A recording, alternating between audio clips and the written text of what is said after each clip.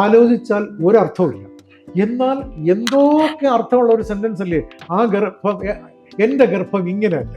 ആ റോള് ചെയ്തുകൊണ്ടാണ് അഭിരാമി നടിയായത്. പോടാ പട്ടി എന്ന് വിളിച്ചിട്ട് ജയറാമിനെ നെഞ്ചത്ത് ചവിട്ടി ഇട്ടിട്ട് ചവിട്ടി ഉരുട്ടണം എന്നാണ് എഴുതി വെച്ചത്.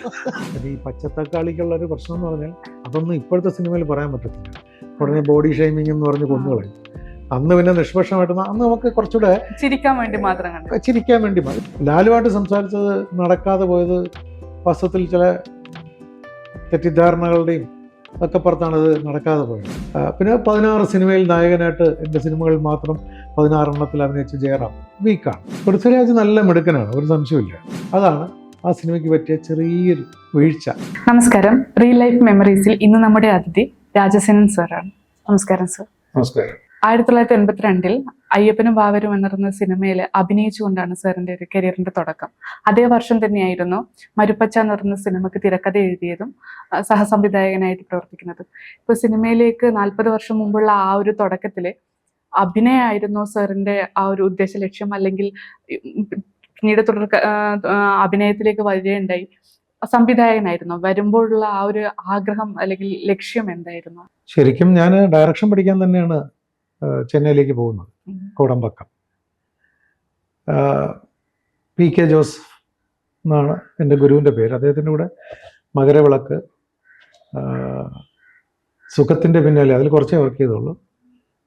പിന്നെ ഏതാണ് ഊതിക്കാച്ചിപ്പൊന്ന്, അതിൽ 2 ദിവസം ഇത്രയൊക്കെ അപ്പോൾ വർക്ക് ചെയ്തിട്ടുള്ളൂ. സാറിൻ്റെ കൂടെ പൂർണ്ണമായിട്ട് വർക്ക് ചെയ്തത് മകരവിളക്ക് തന്നെയാണ്. അത് കഴിഞ്ഞിട്ടാണ് എനിക്ക് അയ്യപ്പനും ബാവറിലും അസോസിയേറ്റ് ആയിട്ട് വർക്ക് ചെയ്യാനായിട്ട് പറ്റും. അസോസിയേറ്റ് ആയിരുന്നു. അപ്പോൾ ഡയറക്ടർ സുരേഷ് എന്ന് പറയും, അദ്ദേഹം ഇങ്ങനെ കൂടെ എന്നെ സൂക്ഷിച്ച് നോക്കുന്നുണ്ടായിരുന്നു ഈ സ്ക്രിപ്റ്റ് വർക്ക് നടക്കുന്നു.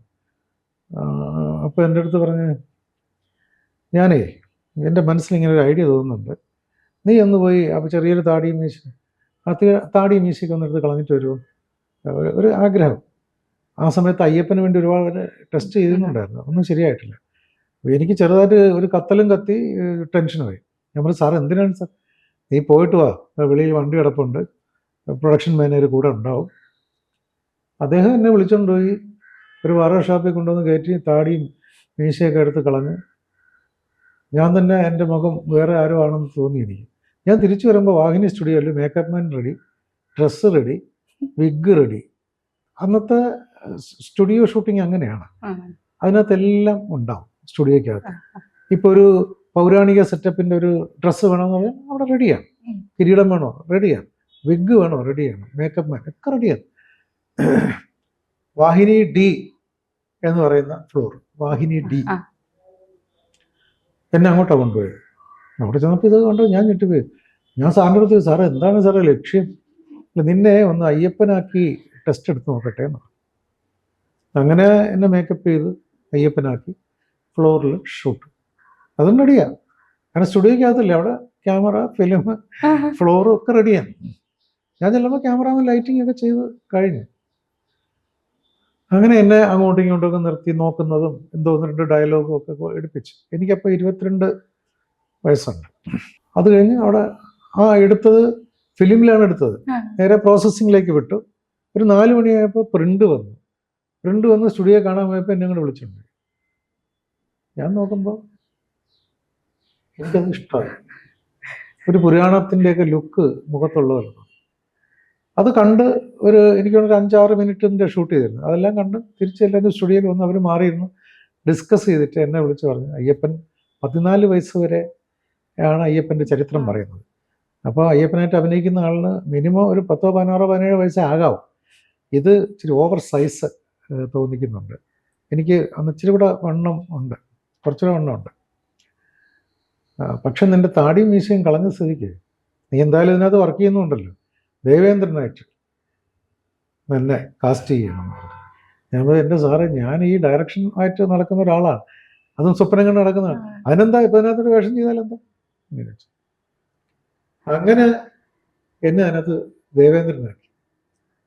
അപ്പോൾ എന്താ പറയുക, അതിൻ്റെ ഡിസ്ട്രിബ്യൂട്ടർ ഗിരീഷ് പിക്ചേഴ്സ് രാജൻ തന്നെയാണ് ഈ മരുപ്പച്ചയുടെ ഡിസ്ട്രിബ്യൂട്ടർ. അങ്ങനെയാണ് ഒരു അടുപ്പം ഉണ്ടാകുന്നത്. അതിൽ ഞാനായിരുന്നു സ്ക്രിപ്റ്റ്, മരിപ്പച്ചയിൽ എൻ്റെ അതെ. തിരക്കഥയാണ്. അപ്പോൾ ആ സിനിമ തിരക്കേട്ടില്ലാതെ ഓടി. ഈ അയ്യപ്പനും അവരും നല്ല ഹിറ്റാണ്. ഉം. ജയറാം എന്നെ എപ്പോഴും ഇങ്ങനെ കളിയാക്കും. അതായത് എൻ്റെ ഈ ദേവേന്ദ്രനായിട്ടുള്ള ഫോട്ടോ ഏതൊരു ആൽബത്തിൽ ഉണ്ടായിരുന്നു. ജയറാം പറയും, ഏതോ സായിപ്പ് ദേവേന്ദ്രൻ്റെ വേഷം കിട്ടിയിട്ടുണ്ടോ കണ്ണ്. അതിൽ ദാസേട്ടൻ്റെ പാട്ടൊക്കെ പാടി അഭിനയിച്ചു. ആ, അതെ അതെ അങ്ങനെയൊക്കെ ഉണ്ട് അതിനകത്ത്. അപ്പോൾ അതും ഹിറ്റായി. ഈ മരിപ്പച്ചയും തിരക്കുള്ളതാണ് കൂടി. അപ്പം ആ ഡിസ്ട്രിബ്യൂട്ടറാണ് എനിക്ക് ആദ്യം സിനിമ തരുന്നത്. ഗിരീഷ് പിക്ചേഴ്സ് രാജൻ, കോഴിക്കോട് ഉള്ള ആളാണ്. ആഗ്രഹം എന്ന് പറയുന്ന സിനിമയിലേക്കുള്ള പിന്നെ അത് ഈ മരിപ്പച്ചയിലൊക്കെ 1-2 പ്രാവശ്യം കണ്ട് സംസാരിച്ചിട്ടുണ്ടെന്നുള്ളേ ഉള്ളൂ. അന്നൊക്കെ ഈ ഡിസ്ട്രിബ്യൂട്ടറോ പ്രൊഡ്യൂസറോ ഒക്കെ സെറ്റ് വന്നാൽ ഒരു അസോസിയേറ്റിനൊന്നും ചെന്ന് സംസാരിക്കാനുള്ള അനുവാദവും ഇല്ല, അവകാശവും ഇല്ല, ഒന്നുമില്ല. ദൂരെ മാറി എന്നുള്ളതാണ്. അപ്പം ഞാൻ സാറുമായിട്ട് ആകെ സംസാരിച്ചിട്ടുള്ളത് അത് സാറ് എന്നോടാണ്. മരിപ്പച്ചയ്ക്ക് റിലീസ് ചെയ്യാനുണ്ട്, ക്യാപ്ഷൻ എഴുതി കൊടുക്കണം, പേപ്പറിൽ ക്യാപ്ഷൻ. അങ്ങനെ ഞാൻ എഴുതി കൊടുത്തു. അതും പുള്ളിക്ക് ഇഷ്ടപ്പെട്ടു. അത്രേ സംസാരിച്ചിട്ടുള്ളൂ. ഒരു ദിവസം കോടമ്പക്കത്തൂടെ അങ്ങനെ തൊഴിലില്ലായ്മ ആയിട്ട് നടക്കുന്ന സമയത്ത് ഒരു കറുത്ത അംബാസഡർ കാർ എൻ്റെ മുമ്പിൽ ഓവർടേക്ക് ചെയ്ത് വന്നു നിൽക്കുന്നു.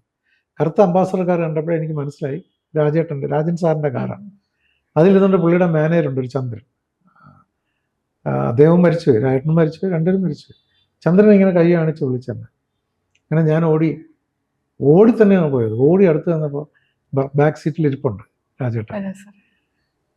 എന്താണ് വെയിലൊക്കെ കൊണ്ട് നടക്കുന്നതെന്ന് ചോദിച്ചു. ഞമ്മതല്ല, വേറെ വർക്കിൻ്റെ കാര്യം പറഞ്ഞിട്ടുണ്ട്. അത് പെട്ടെന്നുണ്ട് വർക്ക്. ഞാൻ പറഞ്ഞു ഉണ്ടാവണം, ഉണ്ടായേ പറ്റൂ. നാളെ രാവിലെ എന്താ പരിപാടി? ഞാൻ പറയും നാളെ രാവിലെ പ്രത്യേകിച്ച് പരിപാടിയൊന്നുമില്ല. എൻ്റെ ഓഫീസ് അറിയാം. രാവിലെ ഒരു 7:30 ആകുമ്പോൾ ഓഫീസിൽ വരണം, ഒരു കാര്യം സംസാരിക്കാനുണ്ട്. എനിക്ക് ഈ കാലിൻ്റെ അവിടെ നിന്നൊരു തരിപ്പങ്ങോട്ട് കയറിയിട്ട്, കാരണം അന്ന് മലയാള സിനിമയിലെ ഏറ്റവും വലിയ ഡിസ്ട്രിബ്യൂട്ടറാണ് അദ്ദേഹം എന്നെ വിളിക്കണമെങ്കിൽ സിനിമാ വിഷയമല്ലാതെ വേറെ ഒന്നുമില്ല. അവിടെ നിന്ന് അവരുടെ അംബാസഡർ കാർ പോയ സ്പീഡിനേക്കാൾ ഓട്ടം ഞാൻ താമസിക്കുന്ന സ്ഥലത്തേക്കായിരുന്നു. എൻ്റെ റൂംമേറ്റ്സ് ഉണ്ടായിരുന്നു. കരിമ മോഹൻ, മേക്കപ്പ് മാൻ, മരിച്ചുപോയി. ജയമോഹൻ, മേക്കപ്പ് മാൻ, ഇപ്പോഴും ഉണ്ട്. Aluva Shaji, associate director. അവർ 3 ഉണ്ട് റൂമിൽ. ഞാൻ ഓടി കിതച്ചങ്ങോട്ട് ചെന്നിട്ട് എനിക്ക് വർത്താനം പറയാൻ പറ്റുന്നില്ല. 2 നില ഓടി കയറിയതാണ്. എന്ത് പറ്റി?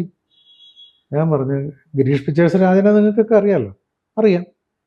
അദ്ദേഹം ഇപ്പോൾ വഴിക്ക് വെച്ച് എന്നെ വിളിച്ച് നിർത്തിയിട്ട് പറയും, നാളെ രാവിലെ ഓഫീസിൽ ചെല്ലാൻ പറഞ്ഞു. എന്തിനായിരിക്കും?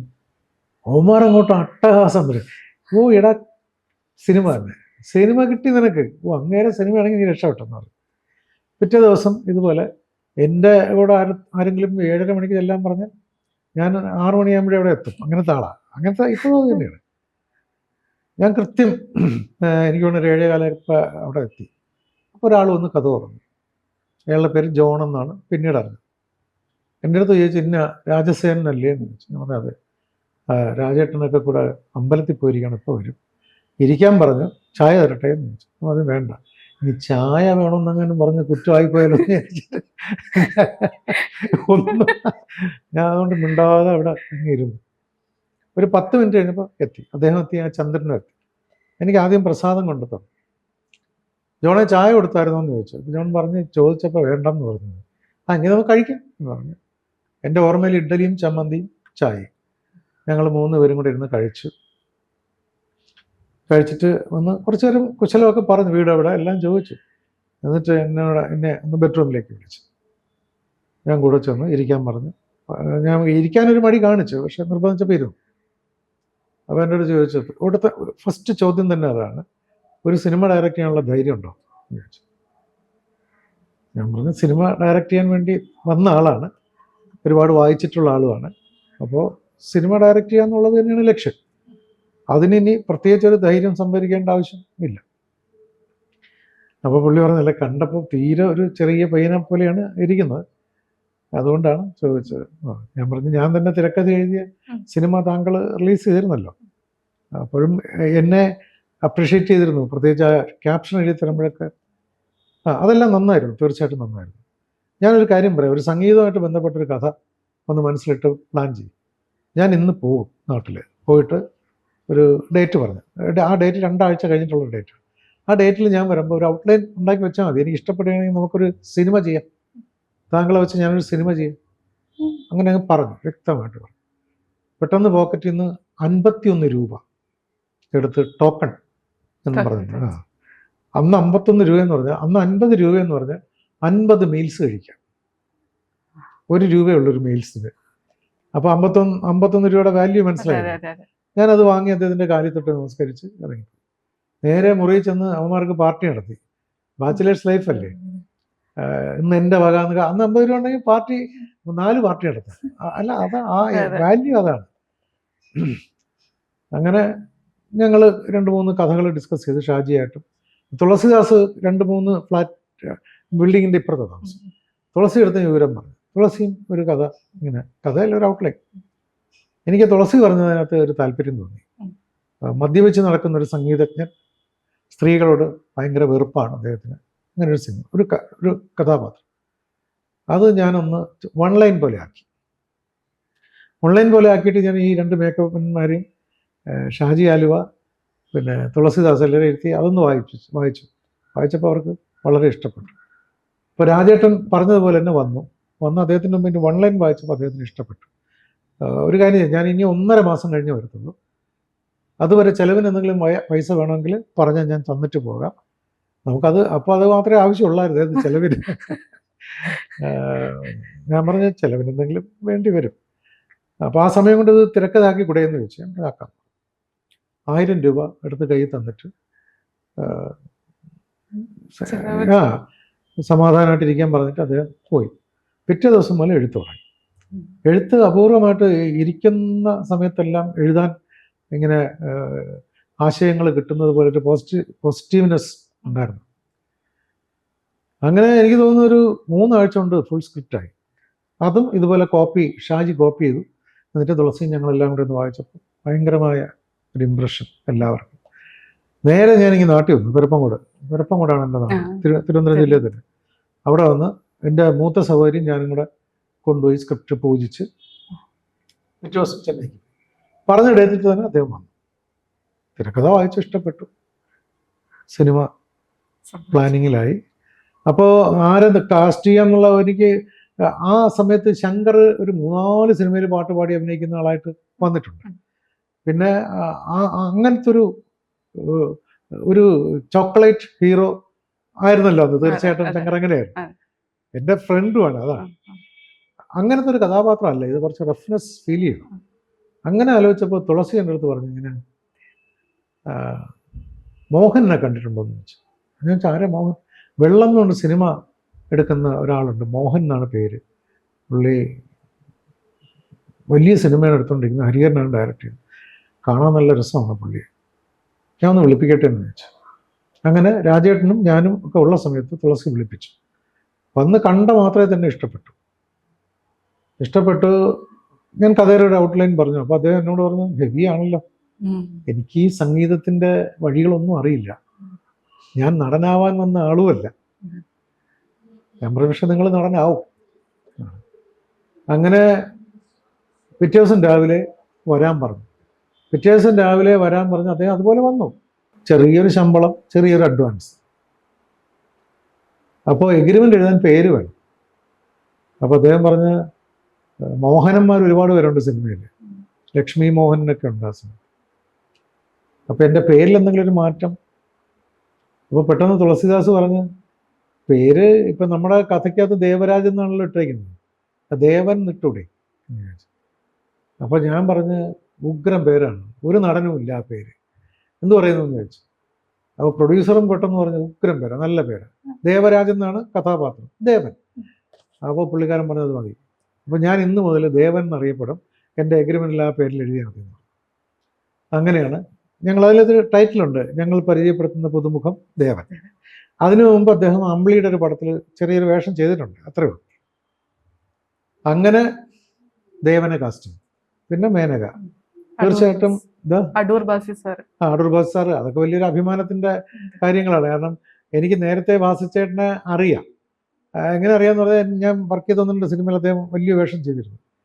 പക്ഷെ ഹാൻഡിൽ ചെയ്യാൻ ഇച്ചിരി ബുദ്ധിമുട്ടാണ്. കാരണം അസാമാന്യ പണ്ഡിതനും വേറെ ലെവൽ ആൾക്കാരാണ്. ഈ പഴയ വേറെ ലെവലാണ്. നസീർ സാറായാലും അങ്ങനെ തന്നെയാണ്. ഒരു രക്ഷയില്ലാത്ത നോളജും ഒക്കെയാണ് അവരൊക്കെ വായിച്ചിട്ടുള്ള അറിവ്. മധു സാറ് സത്യമാഷ നേരിട്ട് കണ്ടിട്ടില്ല, അതിന് മുമ്പ് അദ്ദേഹം മരിച്ചുപോയി. പക്ഷെ അദ്ദേഹത്തെക്കുറിച്ചും പറയുന്നത് ഭയങ്കര പാണ്ഡിത്യമുള്ള ആൾക്കാർ. കേട്ടിട്ടുണ്ട്. കെ പി ഉമ്മർ അതെ. അസാമാന്യ പണ്ഡിതനാണ്. കാരണം പറഞ്ഞാൽ വായന. അദ്ദേഹം പറയുന്നത് ഞാൻ 10th വരെ മറ്റേ അദ്ദേഹം പഠിച്ചിട്ടുള്ളൂ. പക്ഷെ ബ്യൂട്ടിഫുൾ ഇംഗ്ലീഷാണ്, സ്വന്തമായിട്ട് ഡെവലപ്പ് ചെയ്ത ലാംഗ്വേജ്. അത് നസീർ സാറെല്ലാം അങ്ങനെ തന്നെ. അന്ന് മൗസാർ പിന്നെ എഡ്യൂക്കേഷൻ ലെവലും അതാണ്. അപ്പോൾ ബാസുചേട്ടൻ ഈ വലിയ പാരമ്പര്യ സാഹിത്യ പശ്ചാത്തലമുള്ള കുടുംബത്തിലെ ആളും കൊണ്ടാണ്. അച്ഛൻ്റെ അച്ഛനൊക്കെ വലിയ ഇ വി കൃഷ്ണപിള്ളയുടെ മകനല്ലേ. അസാമാന്യ ഹാസ്യ എഴുത്ത് സാമ്രാട്ടായ ഇ വി കൃഷ്ണയുടെ മകനാണ് ബാസുചേട്ടൻ. അപ്പോൾ അവരെയൊക്കെ ഹാൻഡിൽ ചെയ്യാനുള്ള ബുദ്ധിമുട്ട് കൊണ്ടാണ് ഇങ്ങനെ ഒരു മടിക്കുന്നത്. പക്ഷേ നേരിട്ട് കണ്ട് സംസാരിച്ചപ്പോൾ നേരത്തെ അറിയാമല്ലോ. പിന്നെന്താ ഞാൻ ചെയ്യാം, ഭയങ്കര കാര്യമായിട്ട് പറഞ്ഞു. സോമേട്ടൻ്റെ അടുത്ത് എന്നെ കൊണ്ട് പ്രൊഡ്യൂസർ പോയി. അവർ തമ്മിലൊക്കെ നല്ല അടുത്ത് മാറ്റി നിർത്തി സോമേട്ടൻ പ്രൊഡ്യൂസർ ഈ പയ്യനെ കൊണ്ട് വല്ലതും പറ്റുമോ എന്ന് ചോദിച്ചു. അപ്പോൾ രാജേട്ടൻ പറയും ഇതേ ചോദ്യം ഞാൻ നേരിട്ട് പുള്ളിയോട് ചോദിച്ചതാണ്, പക്ഷെ നന്നായിട്ട് ചെയ്യും, ഡോണ്ട് വറി. അങ്ങനെയാണ് വന്നത്. പക്ഷെ പിന്നെ സോമേട്ടനൊക്കെ എൻ്റെ പ്രൊമോട്ടറായി മാറി. വാസുചേട്ടനും അങ്ങനെയാണ്. വലിയ പ്രൊഡ്യൂസറുടെ അടുത്തൊക്കെ എനിക്ക് വേണ്ടി റെക്കമെൻഡ് ചെയ്തിട്ടുണ്ട്, നന്നായിട്ട് ചെയ്യുന്ന ആളാണെന്നൊക്കെ പറഞ്ഞിട്ട്. അപ്പം അങ്ങനെയാണ് ആഗ്രഹം എന്നുള്ള സിനിമ ഉണ്ടായത്. അപ്പോൾ ആഗ്രഹം എന്ന് പേരിട്ടത് ഒരുപാട് പേരുകൾ ആലോചിച്ചപ്പോൾ ഇങ്ങനെ ആഗ്രഹം എന്നുള്ള പേര് കയറി വന്നു.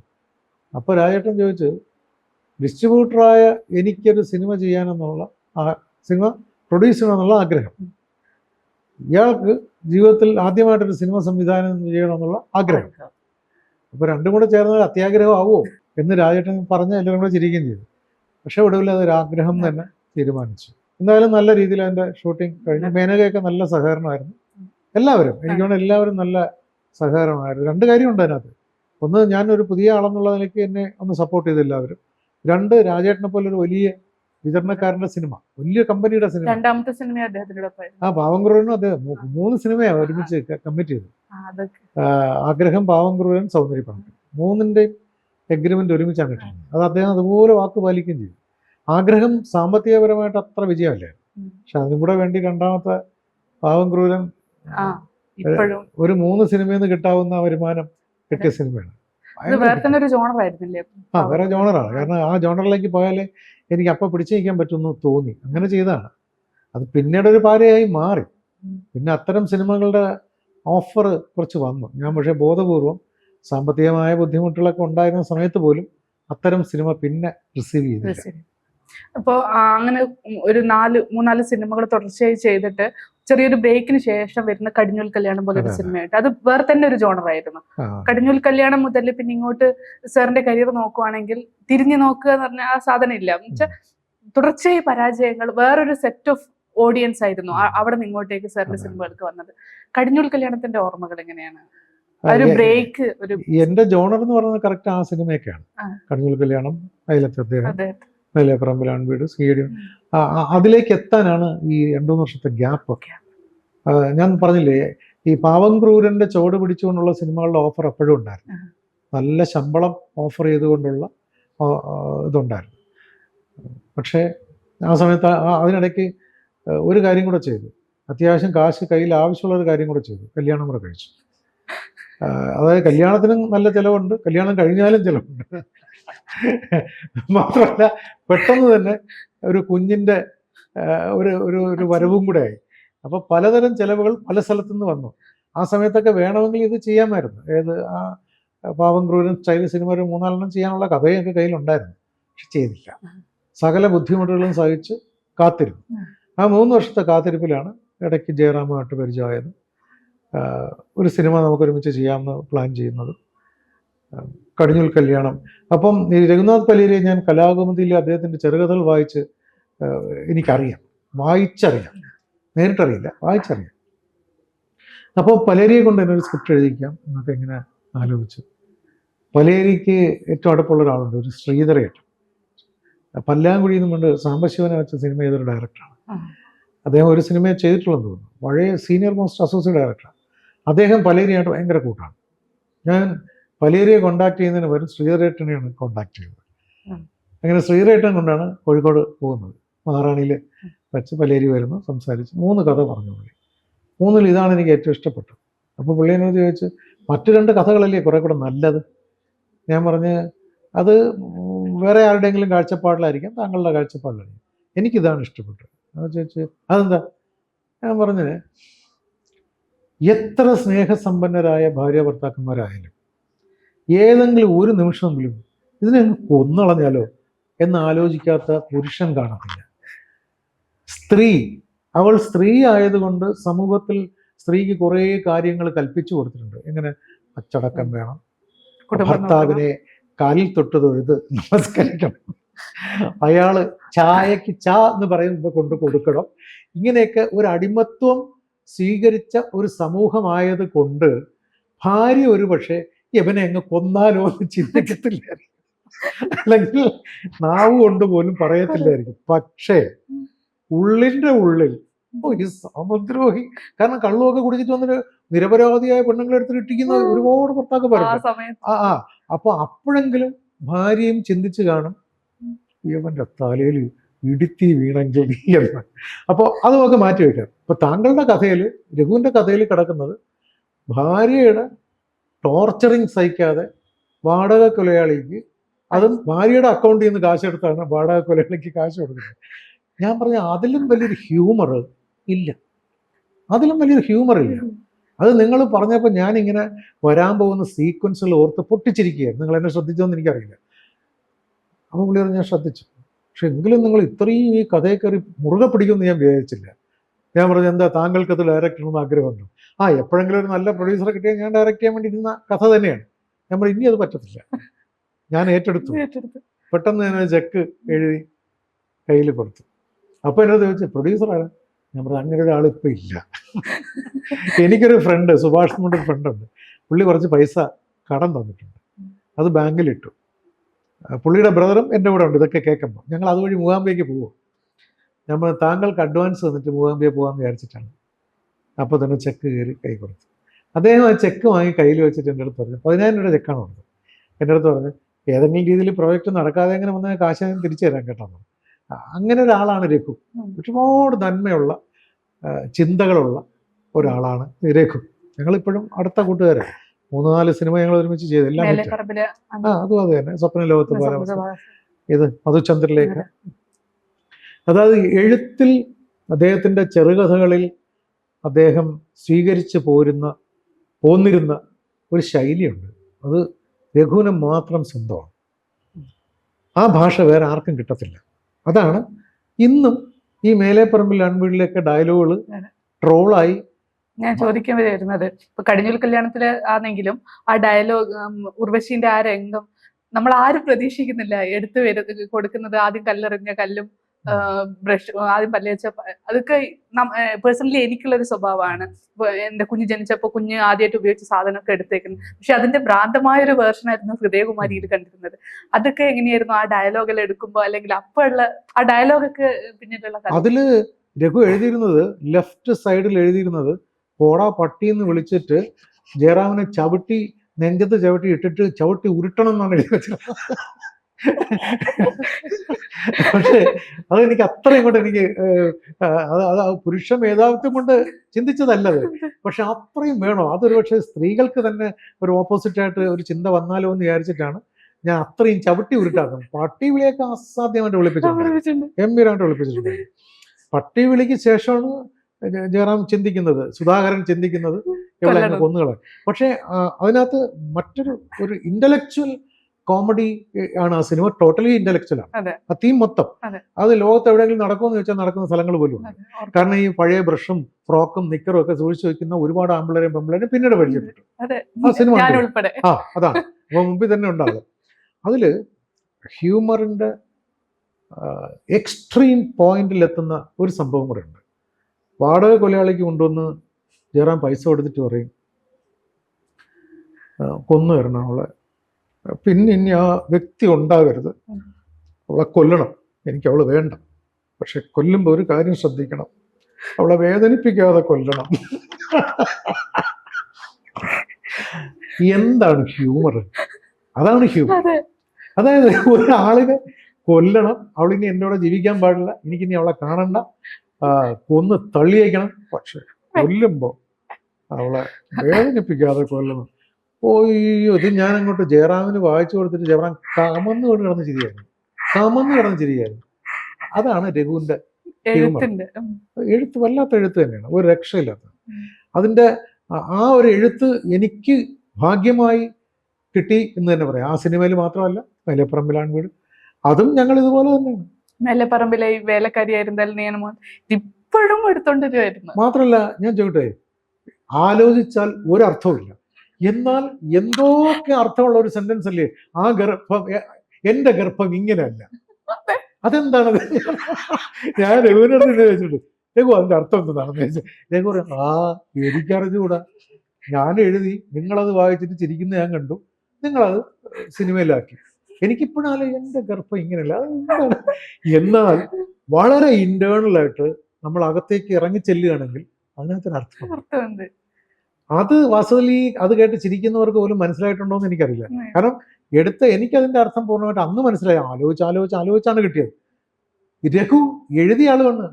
എനിക്ക് അറിഞ്ഞൂടാ, എന്തോ തോന്നി, ഞാൻ എഴുതി, താൻ ചിരിച്ചപ്പോൾ എനിക്ക് മനസ്സിലായി ഇത് കോമഡി എൻ്റെ ഇടന്ന് മനസ്സിലായി. അപ്പൊ അതുപോലെയുള്ള കുറെ ഡയലോഗ്സ്, സത്യം പറഞ്ഞാൽ മേലെപ്പറമ്പിൽ ആൺവീട്ടിലെ പല ഡയലോഗ്സും ഇനിയും വരാൻ കിടക്കുന്നേ ഉള്ളൂ. ഈ അടുത്ത കാലത്തെ പച്ചത്തക്കാളിയൊക്കെ കയറി ഭയങ്കര വൈറലായി. ഇപ്പൊ ചെറിയ കുട്ടികളടക്കം എവിടെന്നെങ്കിലും ചാടുമ്പോ എന്റെ മോൻ പോലും യശോദേ എന്ന് പറഞ്ഞിട്ടാണ് ചാടുന്നത്. പിന്നെ ഈ പച്ചത്തക്കാളിക്കുള്ള ഒരു പ്രശ്നം എന്ന് പറഞ്ഞാൽ അതൊന്നും ഇപ്പോഴത്തെ സിനിമയിൽ പറയാൻ പറ്റത്തില്ല. ഉടനെ ബോഡി ഷെയ്മിങ് എന്ന് പറഞ്ഞ് കൊന്നുകളയും. അന്ന് പിന്നെ നിഷ്പക്ഷമായിട്ട് അന്ന് നമുക്ക് കുറച്ചുകൂടെ ചിരിക്കാൻ വേണ്ടി മാത്രം ഇതൊക്കെ ചിരിക്കാൻ. ഞാൻ പറയട്ടെ, നമുക്ക് പുരുഷനെയും സ്ത്രീയെയും ആരെയും കളിയാക്കാനോ പരിഹസിക്കാനോ, ആരെയും എന്ന് പറയുമ്പോൾ ഞാൻ ബിംബങ്ങളെയല്ല ഉദ്ദേശിക്കുന്നത്, സാധാരണക്കാർ, എങ്കിലേ നമുക്കൊരു ആവിഷ്കാര സ്വാതന്ത്ര്യം എന്ന് പറയാൻ പറ്റത്തുള്ളൂ. നമ്മളൊരു സീൻ എഴുതിക്കൊണ്ട് ഇത് പറഞ്ഞാൽ ഇനിയിപ്പോ പെട്ടുപോയി, നല്ലൊരു സംഭവം വെട്ടിയങ്ങ് കളയുന്നത്. അപ്പൊ അന്ന് ഇതൊന്നും ഇല്ലാതിരുന്നോണ്ട് ഈ പച്ചത്തക്കാളി പെൺകുട്ടികളെയാണ് പറയുന്നത്. പെൺകുട്ടികളെന്ന് പറയുന്നത് പച്ചത്തക്കാളി വരട്ടെ. അതിന്റെ ഒരു മോഡലേഷനും ആ സീക്വൻസിൽ ചിരിച്ചൊരു ചിരിയും നിഷ്കളങ്കമാണ്, നിഷ്പക്ഷമാണ്. അവിടെ ഒരു പെണ്ണിനെ ആക്ഷേപിക്കാൻ വേണ്ടി ഒന്നുമല്ല. ഈ പെണ്ണ് മാത്രല്ല, ആണിനെ പരിഹസിക്കുന്ന തരത്തിലുള്ള കോമഡികളും എന്റെ സിനിമയിൽ തന്നെ നാടൻ പെണ്ണും നാട്ടുപ്രമാണി എന്നൊരു സിനിമയുണ്ട്. അതിനകത്ത് സംയുക്ത വർമ്മയുടെ കൈ കിടന്ന് കറങ്ങുകയാണ് ജയറാം. എന്തോരം വട്ടളക്കുന്നുണ്ട് ജയറാം, ഭയങ്കരമായിട്ട്. അപ്പൊ ജയറാം എന്നോട് തന്നെ ചോദിക്കും, ഇത്രയും സിനിമ നമ്മൾ ചെയ്തിട്ട്, ജയറാം പറഞ്ഞേ, നമ്മൾ ചെയ്തിട്ട് എന്നെ ഇങ്ങനെ അങ്ങ് കളിയാക്കുന്ന സിനിമ ഇതുവരെ ഞാൻ ചെയ്തിട്ടില്ല, വേറെ ചെയ്തിട്ടില്ല, ഇയാളുടെ എല്ലാം ചെയ്തിട്ടില്ല. ഞാൻ പറഞ്ഞ സബ്ജക്റ്റ് എങ്ങനെയാണ് അവിടെ പെണ്ണ് ഡോമിനേറ്റ് ചെയ്യണം, പെണ്ണ് ഡോമിനേറ്റ് ചെയ്യണം. നമ്മൾ ഈ പറഞ്ഞ പോലെ എന്താ പറയുക, പുരുഷ മേധാവിത്വമുള്ള സിനിമകൾ ചെയ്യുന്നത് വലിയ കുറ്റകരമായ കൃത്യം എന്ന് പറയുമ്പോൾ നമ്മൾ ഇതും കൂടെ ഓർക്കണ്ടേ. അതിൽ സ്ത്രീക്ക് പ്രാധാന്യം തന്നെയാണ്. സ്ത്രീ ഉത്തമിയായി കാണിച്ചുകൊണ്ട് അവളെ അച്ഛനെ പലിശയുടെ പേരിൽ ടോർച്ച് ചെയ്തത് കൊന്നവനെ ചക്രശ്വാസം വലിപ്പിക്കുക എന്നുള്ളതാണ്. അത് അവള് ചെയ്തു, ആ സിനിമയ്ക്കകത്ത് അവള് ചെയ്തു. പക്ഷെ ആ ഒരു വേർഷൻ അത് ചിന്തിക്കില്ല. അതെന്താണെന്ന് അറിയാം, ആണുങ്ങളിത് ഈ ഹരാസ് ചെയ്താലും കളിയാക്കിയാലും എന്തായാലും ആണുങ്ങൾ അങ്ങനെ ശ്രദ്ധിക്കാറില്ല.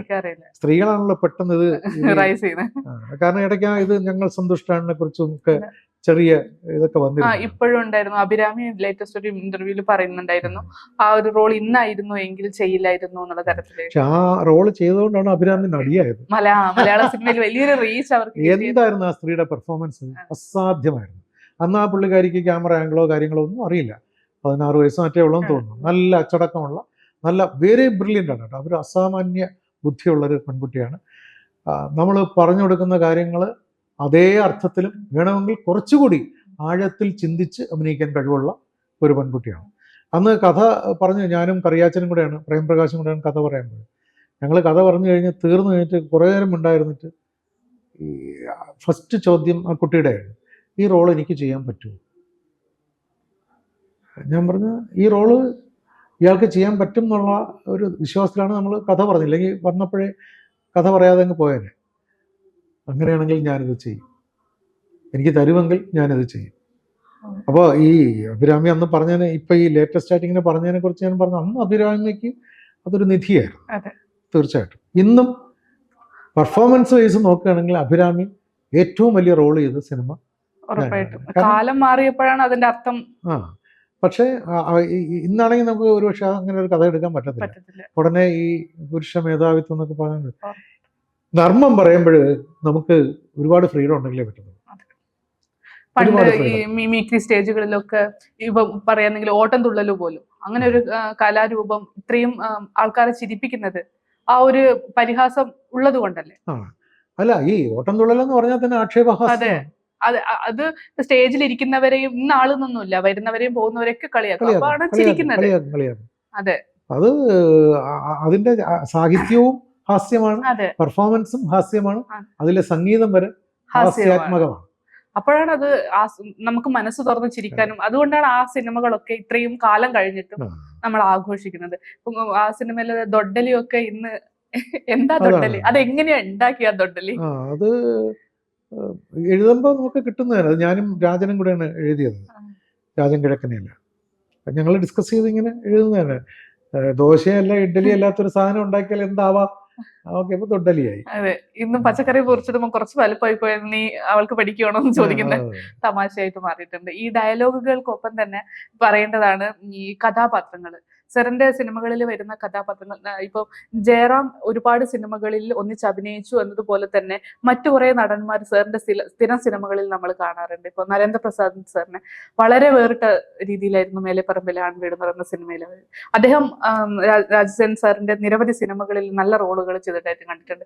ഈ കഥാപാത്രങ്ങൾ സൃഷ്ടിക്കുമ്പോൾ അല്ലെങ്കിൽ എഴുതുമ്പോൾ കഥാപാത്രങ്ങളും മനസ്സിലേക്ക് വരുന്നതാണോ, അല്ലെങ്കിൽ ഇന്നവർക്ക് വേണ്ടി എന്ന് വെച്ചാൽ ഞാൻ ചോദിക്കാനുള്ള കാരണം, ഒരു സിനിമ കണ്ടു കഴിഞ്ഞു കഴിഞ്ഞാൽ ഇപ്പൊ മേലെപ്പറമ്പിൽ ആൺവീടായിക്കോട്ടെ, ശ്രീകൃഷ്ണപുരത്തെ നക്ഷത്രത്തിളകായിക്കോട്ടെ, ഈ കഥാപാത്രങ്ങളൊന്നും ചെയ്യാൻ വേറെ ആരുമില്ല, ഇവർക്കേ പറ്റൂ എന്നുള്ള നിലയിൽ പ്രേക്ഷകർക്ക് ചിന്തിക്കാൻ കഴിയുന്നുണ്ട്. അപ്പൊ ഇതിനപ്പുറത്തേക്ക് വേറെ ആരെയും ചിന്തിച്ചിരുന്നോ? ചില സ്ക്രിപ്റ്റ് വർക്ക് ചെയ്യുന്ന സമയത്ത് ചിലരെ മനസ്സിൽ കണ്ടുകൊണ്ട് തന്നെയാണ്. ഇപ്പം ഈ മേലെപ്പറമ്പിൽ ആൺവീടിൽ തീർച്ചയായിട്ടും ജനാർദ്ദനെ എങ്ങനെ കാസ്റ്റ് ചെയ്തു, എന്തിനു കാസ്റ്റ് ചെയ്തു എന്നൊക്കെ ഷൂട്ടിംഗ് നടക്കുമ്പോൾ ചോദിച്ചവരുണ്ട്. കാരണം ജനുവേട്ടൻ അതിനു മുമ്പൊക്കെ അടി ഇടി ഭയങ്കര വില്ലനിക്കായിട്ടുള്ള വേഷങ്ങളാണ് കൂടുതലും ചെയ്തിട്ടുള്ളത്. അപ്പോൾ അതിനൊരു ചരിത്രമുണ്ട്. ഇന്നസെന്റ് ഏട്ടനെയാണ് അതിനെ ബുക്ക് ചെയ്തിരുന്നത്. അദ്ദേഹത്തിന് അപ്പോൾ വേറൊരു ത്രൂ ഔട്ട് റോളൊരു ക്യാരക്ടർ കിട്ടി, പൊക്കോട്ടെ എന്ന് അനുവാദം ചോദിച്ചിട്ടാണ് പുള്ളി മാറിയത്. അപ്പോൾ പെട്ടെന്ന് ഇത് ഞങ്ങളൊന്ന് അപ്സെറ്റായി. കാരണം പൊള്ളാച്ചിയിൽ ഷൂട്ട് തുടങ്ങിയാണ്. 9 ദിവസം കഴിഞ്ഞാൽ ഞങ്ങൾ ഷൊർണൂരെത്തും. അപ്പോൾ മലയാളം തുടങ്ങേണ്ടതാണ്. അവിടെയാണ് ഈ മലയാളത്തിൻ്റെ ഏരിയ മൊത്തം ഷൊർണൂരാണ്, കുന്നത്ത് വീട്. അപ്പോഴത്തേക്ക് ആ നടൻ വേണം, ആരാന്നുള്ളതാണ്. അപ്പോൾ ഈ മേലെപ്പറമ്പിൽ ആൺവീട് പൂജ കഴിഞ്ഞ ട്രെയിനിൽ വരുന്ന സമയത്ത് ജനുവേട്ടൻ ട്രെയിനിൽ ഉണ്ടായിരുന്നു. ഞങ്ങളെല്ലാം ഒരു കമ്പാർട്ട്മെൻറ്റിലായിരുന്നു. ജനുവേട്ടൻ ഏതോ ഡബ് ചെയ്യാൻ പോയിട്ട് തിരിച്ചു വരികയാണ്. അപ്പം ഞാനും അപ്പോൾ കണ്ടോടനെ ചിരിച്ചു. അപ്പോൾ പുള്ളിയായിരുന്നു വലിയ ചിരിയൊന്നും വേണ്ട, പടങ്ങൾ എടുത്തുകൊണ്ടിരിക്കില്ല, നമ്മളതൊന്നും വിളിക്കില്ലല്ലോ. പെട്ടെന്ന് ഞാൻ പറഞ്ഞു, ജനുവേട്ടാ ഞാൻ ഈ ഹ്യൂമറായിട്ടുള്ള സിനിമകളാണല്ലോ ചെയ്യുന്നത്, അപ്പോൾ അതിലെ കഥാപാത്രങ്ങൾ അതെന്താ ഞാൻ കോമഡി ചെയ്താൽ ശരിയാവില്ലേ? എനിക്കിത് കത്തി. ഞങ്ങളപ്പോൾ പൊള്ളാച്ചിയിൽ തുടങ്ങുകയാണ്, ഷൂട്ട് നാളെ മറ്റന്നാൾ തുടങ്ങുക, ആ രീതിയിലാണ്. എനിക്കിതിങ്ങനെ ഓർമ്മ വന്നു. ഇത് പറഞ്ഞിട്ട് പുള്ളി ഒരു ചിരി ചിരിച്ചു. അപ്പോൾ ഞാൻ ഗിരീഷ് വൈക്കം അന്ന് ട്രെയിനിലുണ്ടായിരുന്നു, ഇതിൻ്റെ കൺട്രോളർ ഈ സിനിമ. പുള്ളിയോട് ഞാൻ വിളിച്ചിട്ട് വന്നു, നമ്മളന്ന് ജനുവേട്ടനെ കണ്ട ഓർമ്മ ഉണ്ടാകും, നമുക്ക് ആ മച്ചമ്പി ജനുവേട്ടനെ കിട്ടാലോ. അപ്പോൾ ഗിരീഷ് പറഞ്ഞു, ശരിയാണല്ലേ, കൊള്ളാവുന്നൊരു മുഖമാണ്. ഞാൻ പറഞ്ഞൊരു മൂത്ത് നരച്ച് കല്യാണം കഴിക്കാതെ നിൽക്കുന്നൊരു മച്ചമ്പീരെ മുഖം ഇല്ലേന്ന് ചോദിച്ചു. ഉണ്ടെന്നോ? അങ്ങനെ അപ്പം തന്നെ മാണി സി കാപ്പൻ പ്രൊഡ്യൂസർ, അദ്ദേഹം അടുത്ത മുറിയിലുണ്ട്, അദ്ദേഹത്തിനോട് ചെന്ന് സംസാരിച്ചപ്പോൾ അദ്ദേഹം പറഞ്ഞു, കാസ്റ്റിംഗ് ഒക്കെ നിങ്ങളാണ് ചെയ്യുന്നത്, ഞാൻ ആദ്യത്തെ സിനിമയാണ്, എനിക്ക് അത്ര വലിയ പരിചയം ഇതിനകത്തില്ല, നല്ലതാണെന്ന് തോന്നിയാൽ ചെയ്യാൻ പറഞ്ഞു. എങ്കിലും ചില എതിർപ്പൊക്കെ വന്നു. ഞാൻ രഘുവിനെ വിളിച്ചു. രഘുവിനെ വിളിച്ചിട്ട് പറഞ്ഞു, ഇന്നസെൻ്റ് ഏട്ടൻ മാറി, ഇങ്ങനെ ഒരു കാസ്റ്റിംഗ് ജനാർദ്ദനെ വെച്ചാൽ അങ്ങനെ ഇരിക്കുന്നു. പുള്ളി ചിരിച്ചിട്ട് പറഞ്ഞു, ഉഗ്രം കാസ്റ്റിംഗ്. കാരണം നേരത്തെ പറഞ്ഞ ആ മൂത്ത് നരച്ച കല്യാണം കഴിക്കാത്ത മച്ചമ്പി, അതിന് പറ്റിയ മുഖമാണ്, കാസ്റ്റ് ചെയ്യാൻ പറഞ്ഞു. അങ്ങനെയാണ് പിന്നെ കാസ്റ്റ് ചെയ്തത്. അതുപോലെയാണ് വിജയരാഘവനും. അപ്പോൾ ഡിയുടെ ഒക്കെ ഒരാളായിരുന്നു, പുള്ളിയും പിടിച്ചതിനകത്ത്. അതായത് ഇച്ചിരി ബലം പിടുത്തം ഉള്ള ഒരാൾ അതിനകത്ത് ഇടയ്ക്ക് കിടക്കുന്നത് നല്ലതാണെന്ന്, അതാണ് പുള്ളിയെ കാസ്റ്റ് ചെയ്തത്. പിന്നെ അതിലെ ബാക്കി വിനോദ് ചക്രവർത്തി, പ്രസാദ് സാറിന്റെ കാര്യമാണ് ഏറ്റവും രസം. പ്രസാദ് സാറ് ഡൈനമിക് വില്ലൻ വേഷങ്ങളാണ് ചെയ്തോണ്ട്. അപ്പൊ ഇതിനകത്ത് പുള്ളി വിളിച്ചപ്പോൾ എൻ്റെ പേര് പറഞ്ഞത് തന്നെ ഗിരീഷിനോട് പറഞ്ഞു, അങ്ങേര് വേറെ കുടുംബ ഹാസ്യ സിനിമകളുടെ ആളല്ലേ, ഞാൻ എങ്ങനെ അവിടെ ചേരും? അപ്പോൾ ഗിരീഷ് പറഞ്ഞ്, സാറിന് ഡേറ്റ് ഓക്കെ ആണെങ്കിൽ പുള്ളി വിളിച്ചോളൂ എന്ന് പറഞ്ഞു. പറഞ്ഞു ഡേറ്റ് എനിക്ക് കുഴപ്പമില്ല. അങ്ങനെ ഞാൻ വിളിച്ചു. അന്ന് ഈ മൊബൈലൊന്നും ഇല്ലല്ലോ, ലാൻഡ് ഫോൺ. ഞാൻ വിളിച്ചിട്ട് എൻ്റെ പേര് പറഞ്ഞ് പുള്ളി പറഞ്ഞ് കേട്ടിട്ടുണ്ട്. ഞാൻ പറഞ്ഞു, സാറിനെ ഞാൻ ഒരുപാട് കേട്ടിട്ടുണ്ട്, സാറിൻ്റെ ഒരു പിന്നെ ആരാധകനാണ്, സാറിൻ്റെ എഴുത്തൊക്കെ വായിക്കുന്ന ആളാണ്. അപ്പോൾ പുള്ളി ചോദിച്ച്, എന്നെപ്പോലൊരാളെ താങ്കളുടെ സിനിമയിൽ എങ്ങനെ കാസ്റ്റ് ചെയ്യാൻ പറ്റും? ഞാൻ പറഞ്ഞു, താങ്കളെപ്പോലൊരാളെ തന്നെയാണ് ഇതിനകത്ത് വേണ്ടത്. ഒരു ടെറിഫിക് വില്ലൻ ലുക്കും, എന്നാൽ മക്കൾക്ക് വേണ്ടി ജീവിക്കുന്ന ഒരു അച്ഛൻ്റെ മുഖവും, മക്കൾ വഴിതെറ്റി പോകാൻ സമ്മതിക്കാത്തൊരു അച്ഛൻ്റെ മുഖവും ഒക്കെ വേണം. ഇതെല്ലാം സാറിനുണ്ടെന്ന് പറഞ്ഞു. ഉറപ്പാണോ? ഞാൻ പറഞ്ഞു ഉറപ്പാണ്. അങ്ങനെ പുള്ളിയെ കൊണ്ട് ഞാൻ സ്ക്രിപ്റ്റ് ഒന്ന് വായിപ്പിച്ചു. കാരണം പുള്ളി അക്ഷരത്തിൻ്റെ ആളാണല്ലോ. സ്ക്രിപ്റ്റ് പുള്ളി അസാധ്യമായിട്ട് എൻജോയ് ചെയ്തു. എന്നിട്ട് എൻ്റെ അടുത്ത് പറഞ്ഞു, എനിക്കിത് വായിച്ചപ്പോൾ പലപ്പോഴും തമാശയായിട്ടാണ് തോന്നിയത്, അപ്പോൾ ഞാൻ എന്ത് ചെയ്യണം? നമ്മൾ സാറ് തമാശയായിട്ട് അഭിനയിക്കണ്ട, സാറ് സീരിയസ് ആയിട്ട് അഭിനയിച്ചാൽ മതി. ആണോ? ഓക്കെ. അപ്പോൾ എനിക്ക് തോന്നുന്നു സാറ് വന്ന് രണ്ടാമത്തെ ദിവസമായിട്ടാണ് മറ്റേ മീന ചേച്ചി ചീത്ത വിളിക്കുന്നത്. അവിടെ പുള്ളി ഇച്ചിരി ഒന്ന് വളഞ്ഞ്, ഇപ്പോഴും വളവുണ്ട് അതിനകത്ത്, പക്ഷെ ആ വളവല്ല, അതിനേക്കാൾ വളഞ്ഞ് ഇച്ചിരി ഹ്യൂമർ കിട്ടുന്ന രീതിയിൽ പെർഫോം ചെയ്തു. അപ്പം ഞാൻ ഷോട്ട് കട്ട് ചെയ്തിട്ട് സാറിനെ മാറ്റി നിർത്തി പറഞ്ഞു, സാറ് ഞാൻ അന്ന് പറഞ്ഞല്ലോ, സ്ക്രിപ്റ്റ് വായിച്ചപ്പോൾ പറഞ്ഞല്ലോ, സീരിയസ് ആയിട്ട് ചെയ്താൽ മതി. അപ്പം എങ്ങനെ കോമഡിയാവും എന്നോട് ചോദിച്ചു. ഞാൻ പറയാം, അത് കാണുന്നവർ ചിരിക്കും, സിനിമ കാണുന്നവർ ചിരിക്കും, അഭിനയിക്കുന്നവർ സീരിയസ് ആയിട്ട് ചെയ്യും വേണം. അപ്പോൾ എന്നോട് ചോദിച്ചു, അങ്ങനെ ഒരു ക്രാഫ്റ്റ് ഉണ്ടോ എന്ന് ചോദിച്ചു. ഉണ്ട് സാർ, കോമഡി പലതരം ക്രാഫ്റ്റ് ഉണ്ട്. ചിരിച്ചുകൊണ്ട് തന്നെ കോമഡി പറഞ്ഞുകൊണ്ട് ആളുകളെ ചിരിപ്പിക്കാം, അതൊരു ക്രാഫ്റ്റാണ്. വളരെ സീരിയസ് ആയിട്ട് പറയുമ്പോൾ ആൾക്കാർ ചിരിക്കുന്നത് വേറൊരു ക്രാഫ്റ്റാണ്. ഓക്കെ, എന്നെ അറിയാമല്ലോ, ഞാൻ ചെയ്തോളാം. പുള്ളി എന്നിട്ട് സീരിയസ് ആയിട്ട് ചെയ്തു. പിന്നെ എല്ലാ സീനിലും പുള്ളി എൻ്റെ അടുത്ത് വന്ന് രഹസ്യങ്ങൾ ചോദിച്ചു, ഞാൻ ചെയ്തത് ഓക്കെ ആണല്ലോ. അതായത് അപ്പോൾ ഞാൻ പുള്ളിയോട് പറഞ്ഞു, കോമഡിയുടെ ഒരു ടച്ച് പോലും വരരുതെന്ന് പറഞ്ഞു. പുള്ളി തിയേറ്ററിൽ സിനിമ കണ്ടിട്ട് എന്നെ വിളിച്ചു. എനിക്ക് സിനിമ ഡബ് ചെയ്ത് പോകുമ്പോഴും സംശയം ഉണ്ടായിരുന്നു, താങ്കൾ പറഞ്ഞത് ശരിയാണോ എന്നുള്ള എനിക്കൊരു ഡൗട്ടുണ്ടായിരുന്നു. സകല ഡൗട്ടും ഇപ്പോൾ മാറി. ഞാൻ തിയേറ്ററിലിരുന്ന് സിനിമ കണ്ടു. എൻ്റെ ദൈവമേ, എൻ്റെ സീൻസിന് ഇങ്ങനെ ചിരിക്കുന്ന ഒരു സിനിമയിൽ അഭിനയിക്കാൻ പറ്റിയത് എൻ്റെ ഭാഗ്യമാണ്. പിന്നെ സീരിയസ് ആയിട്ട് അഭിനയിക്കുമ്പോൾ തിയേറ്ററിൽ ആൾക്കാർ ചിരിച്ചോളും എന്ന് പറഞ്ഞ ആ മാന്ത്രിക ശക്തി എന്താണെന്ന് മനസ്സിലായി. ഓഡിയൻസിന്റെ പൾസ് അറിയാം. അവിടെ നിന്നാണ് ഞങ്ങൾ അങ്ങ് കൂട്ടായത്. ഞാൻ അദ്ദേഹത്തെ എപ്പോഴും ഗുരുവിനെ പോലെയാണ് കണ്ടിരുന്നതെങ്കിലും എന്നെ പുള്ളി ഒരു കൂട്ടുകാരനെ പോലെ ഭയങ്കര അടുപ്പമായിരുന്നു. അപ്പോൾ ചോദിച്ചതിൻ്റെ ഉത്തരം പറഞ്ഞു തന്നപ്പോൾ നീണ്ടുപോയതാണ്. ഒടുവിലുണ്ട് കൃഷ്ണൻ, അതും ഇതുപോലെ എൻ്റെ ഒരു വീക്ക് പോയിന്റാണ്. അമ്പിളിച്ചേട്ടൻ, ജഗതി, അതും അതാണ്. പിന്നെ 16 സിനിമയിൽ നായകനായിട്ട് എൻ്റെ സിനിമകളിൽ മാത്രം 16 എണ്ണത്തിൽ അഭിനയിച്ച ജയറാം വീക്കാണ്, എന്നൊരു സംശയമില്ല. ഇപ്പം ഞങ്ങൾ ദൂരെ മാറി നിൽക്കുകയാണ്. പക്ഷെ അത് ഉള്ള കാര്യം തുറന്നുകൊണ്ടല്ലോ, ഞങ്ങളുടെ കെമിസ്ട്രി വർക്കൗട്ടായി ചെയ്ത 16 സിനിമകളിൽ 15 എണ്ണം ഏകദേശം 100 ദിവസം ഓടിയ സിനിമയാണ്.